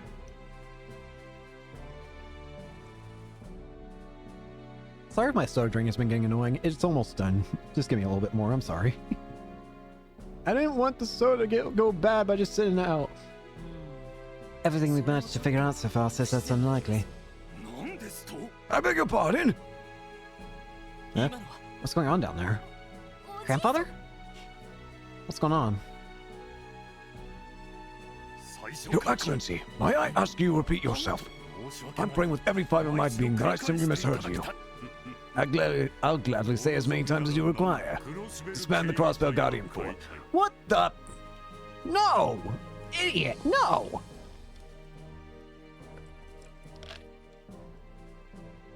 I agree with this is insane! In its place, station security forces from abroad permanently within the state. That's the most logical course of action. Please, wait a moment. Surely you aren't forgetting the terms of the non-aggression pact, Chancellor Osborne. Perish the thought. We agreed not to use force to solve disputes in and over Crossbell. This, however, is not an attempt at invasion. I merely state the obvious. A useless pseudo-military that loses control and threatens its own people's lives is better off solved. In practice, the Crossbell Guardian Force is inconsequential when placed before the Imperial or even Republican armies. The CGF's armored cars may as well be made of paper compared to a true tank. To say nothing of the drain on Crossbell and Mira they cost to maintain. Leave matters of the state security to foreign military forces. That's the best and most cost-efficient solution for a mere autonomous territory. I consider that far too radical of an option. And just how will you propose these foreign military forces be designated? Do you, the Chancellor of Erebonia, plan on nominating the Imperial Army? That'd be rather tone-deaf, historically speaking. I don't recall saying anything of the sort. But now that you bring it up, I am willing to forgive Crossbell's past transgressions and offer the Imperial Army's aids if necessary. There's a small price to pay for the sake of peace in Western Zamuria, wouldn't you say? Settle down, everyone. There's no reason to get so worked up. I agree that the Chancellor's proposal is a bit, shall we say, drastic. I do, however, share his opinion that the CGF leaves much to be desired. It is wholly inadequate when it comes to state security. Oh? What do you propose, then? This is only a suggestion, but I would advise a mass reduction of the Guardian Force's numbers to start. In exchange, Carbon can assume responsibility for Tangram Gate, while Erebonia does the same for Belgard Gate. That way, either army would be able to respond to emergencies statewide, whether they occur here in Crossbell City or otherwise. That's sorely improved, Mr. President. Even so, it's worth consideration. You're an impressive man, President Rocksmith. You managed to be an excellent statesman and leader, all fending off such staunch political opposition. Not compared to you, Chancellor. You're forming an entire empire while suppressing the influence of disgruntled nobles. This can't be happening. I've had enough. I'd like to remind you that there are more than 2 countries participating in this conference. Pardon me, Your Highness. The President and I may have gotten a bit sidetracked. Now the discussion has progressed this far. Would you two mind giving us your opinions on the idea? This sucks.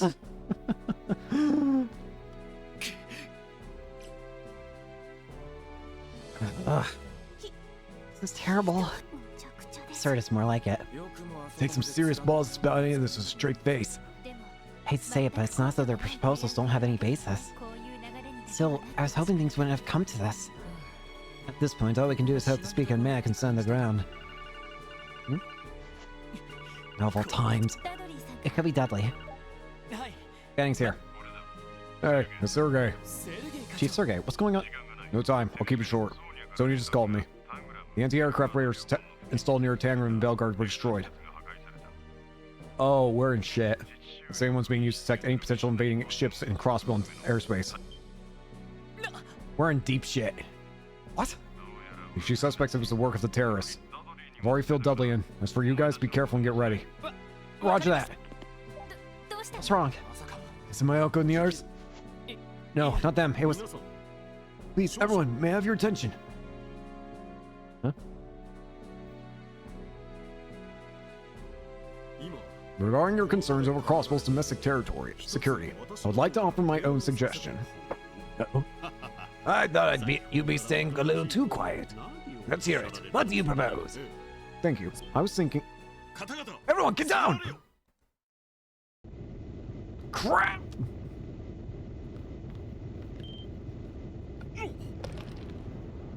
What? Airships.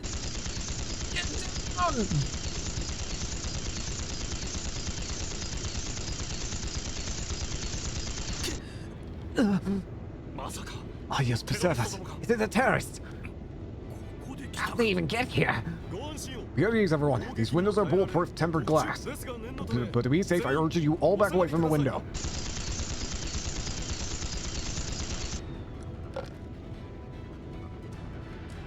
I'll give you that glass held up. Damn. Your Highness, are you alright? Yes, I'm fine. Those airships just now. One of them was a high-speed Rainford model. Yes, I'm sure of it. The other was a Verne Company military gunship. Oh, right. This aligns with the reports we received that one had been stolen. Is everyone alright? Yes, thank the goddess. But where do those fiends go? Good, you should be able to hear me now. Who? Attention conference attendees, allow me to introduce ourselves. We are the Imperial Liberation Front, and we represent the anti-immigration faction seeking to protect the traditions and sanctity of our beloved Calvard. I don't believe it. The two terrorist groups menacing the Empire and the Republic. Our cause have seemed fit to form an alliance, such that we may topple the respective blights that plague us. Prepare yourself, Blood and Iron Chancellor Gilead Osborne. President Rocksmith, today you meet your end. Protect the time-worn heritage of Calvard from the despicables of the East. We will stop at nothing. This is preposterous. Utter drivel. Yeah, but this ain't looking too good. Here they come. Incoming!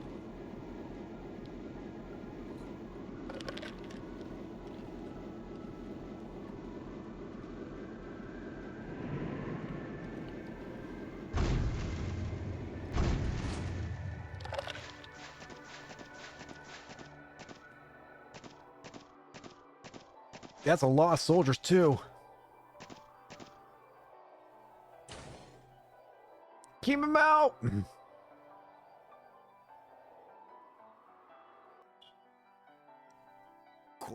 They head straight for us. Damn it, so this is what those blueprints are for.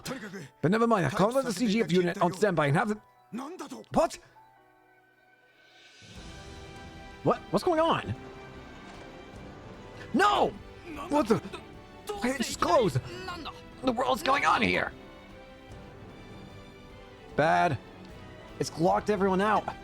Not good. The button isn't responding. What am I used to this name is going on?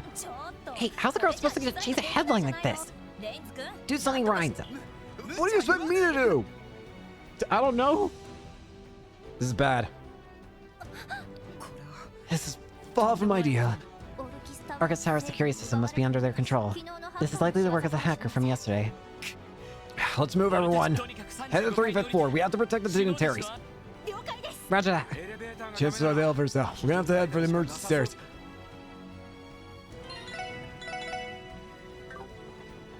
Move, move, move! What? But it was open just a moment ago. Tio, can you work your magic? I'll do what I can. Come on. Access. This is trickier than I expected, but it's nothing I can't handle. Yeah! It opened. This comes in clutch yet again. Move, move, move! Hardly. Security lock on this gate wasn't particularly complex. But now that it's been breached, the security on the exits will likely be heightened. I may not be able to do this for all of them. Sounds like the security system is more than a few aces up its sleeve. Worry about that later. We gotta move. Move, move, move!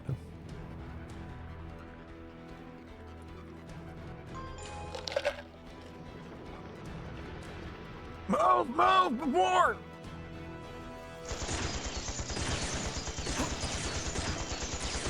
Dudley! Dudley! No! Smoke out the Chancellor! Arios! You'll have to get through me first. If I can please win! Hold your ground! Second waves! We're here to help. You three fall back. What are your debts? Let a thunder. Guarding the Arner family. The Librarian Royal Guard. Doesn't matter, take him out. Get him! That's ugly! Come on! Look at that. Show offs. I think we can leave that group to them. Oh, hey guys. I hate you, Lecter. Okay, hang on a second. Let me take a drink of water real quick.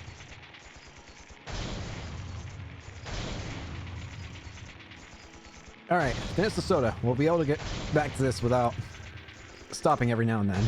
Oh, hey guys. Lecter! Our secondary is alright. Yeah, for now anyway.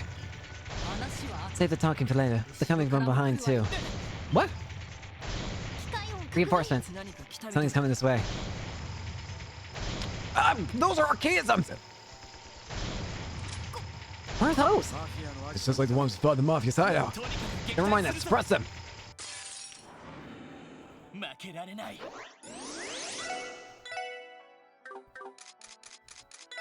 You ain't getting in. Ow.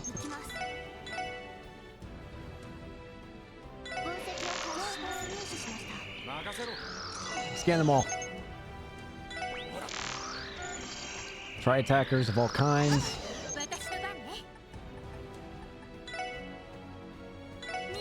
Try piercer.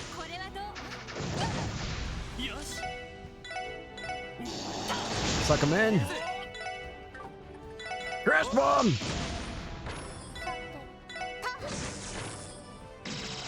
You missed. All good. So they have archaisms too. They likely came in from the roof. Those things made from the society though? Terrace could have acquired them from the black market. Perhaps. What's the matter? Look over there. The archaisms weren't the only ones stopped in their tracks. You're all monsters! There's no choice. Engage Plan B! Stun grenade! Get back!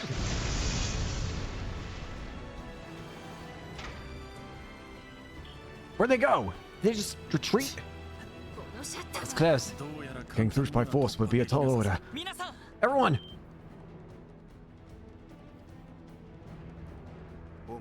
I was wondering where you were. Nice job pushing back with their tails between their legs. Maybe, but they're going to escape this rift. Theo, can you get it open? I don't know for sure, but I can try. Come on, Theo. It's like I feared. Security level has been increased to maximum protection. I am unable to bypass it on a portable terminal, even if I use the Eon system. Not good. What now? Talk to me. Yes, we managed to hold out. Unfortunately, they... What? They're taking the elevator to the basement. Wait a second. What? The basement? You didn't go back to their airships on the roof. Stop to think about why they weren't. They could be trying to detonate orbital bombs that they placed on board these ships. Shit! What? You might be right. If that's the case. And they're aiming to bury the Chancellor and President with the building itself! It's no surprise Terrace would go to such lengths. Those fools! Yeah, this is a pickle. There's no way around it. We'll have to get through this shutter, even if it's by brute force. Wait, we may have to resort to that after all. What? Huh? Oh, wow, look who it is. You're not spit while I trust my place! I'll get you for this! You ruined the cross John's secret! Heisty, aren't you? Who? Freeze. Release the controls of the tower at once. Oh boy, I guess you got me cornered. Fine. This is just a little time killer anyway. I've had my fun. Good luck, boys and girls. Do your best not to bite the big one. What the? Thanks, Jonah. Ignore him. Focus on getting the tower back under control. Thanks, you two. Jonah, did you come back too? It would seem he must have taken today's flight from Lemon.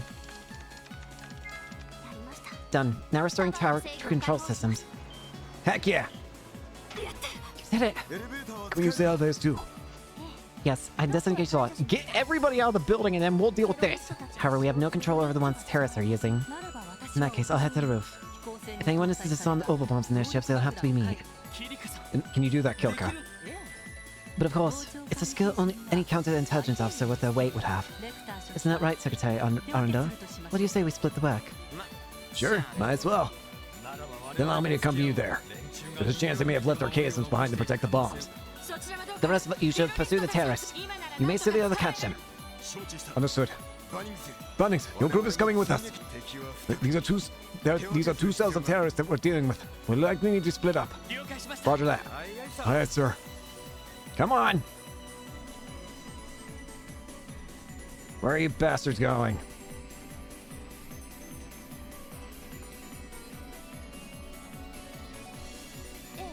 Yes, right. Understood. We can make do with what we know. Good work, Jonah. I will speak to you again later. What did Jonah have to say? He analyzed the terrorist escape route. They fled into the geofront via Orcus Tower's foundation level. By foundation, you mean the basement of the tower, right? It must lead to who knows how many sectors as a geofront. They won't stop us from countering those fanatics. I refuse to let them get away and sully the name of the Crossbow Police Department any further. My sentiments exactly. I attended this international conference as a representative of the guild, and now they've assailed it, right before my eyes. As a bracer, I cannot let this stand. We're going to catch them. There's no doubt in my mind. But I'd probably be less nervous if it weren't for those bombs ticking away on the roof. I'm sure Kilika and Lecter will be able to handle it. After all, they have Senior Captain Schwartz and Major Vander there to back them up. Seriously, that's a real all-star bomb squad we got there. We on there are going a heck of a way down, aren't we? Yes, from floor 35 to floor B8.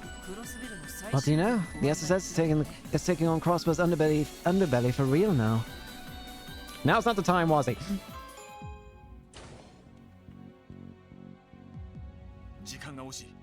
Time is of the essence. We'll go on ahead. Don't fall in behind.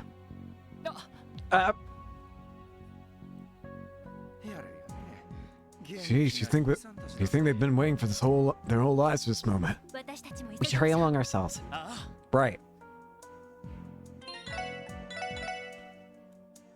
As much as I would love to continue going on and stuff, I think I should end for today because it has been going on for quite a while. So we'll continue this on next time. Thank you all so much for watching. Hope you enjoyed and hope to see you all later. Peace.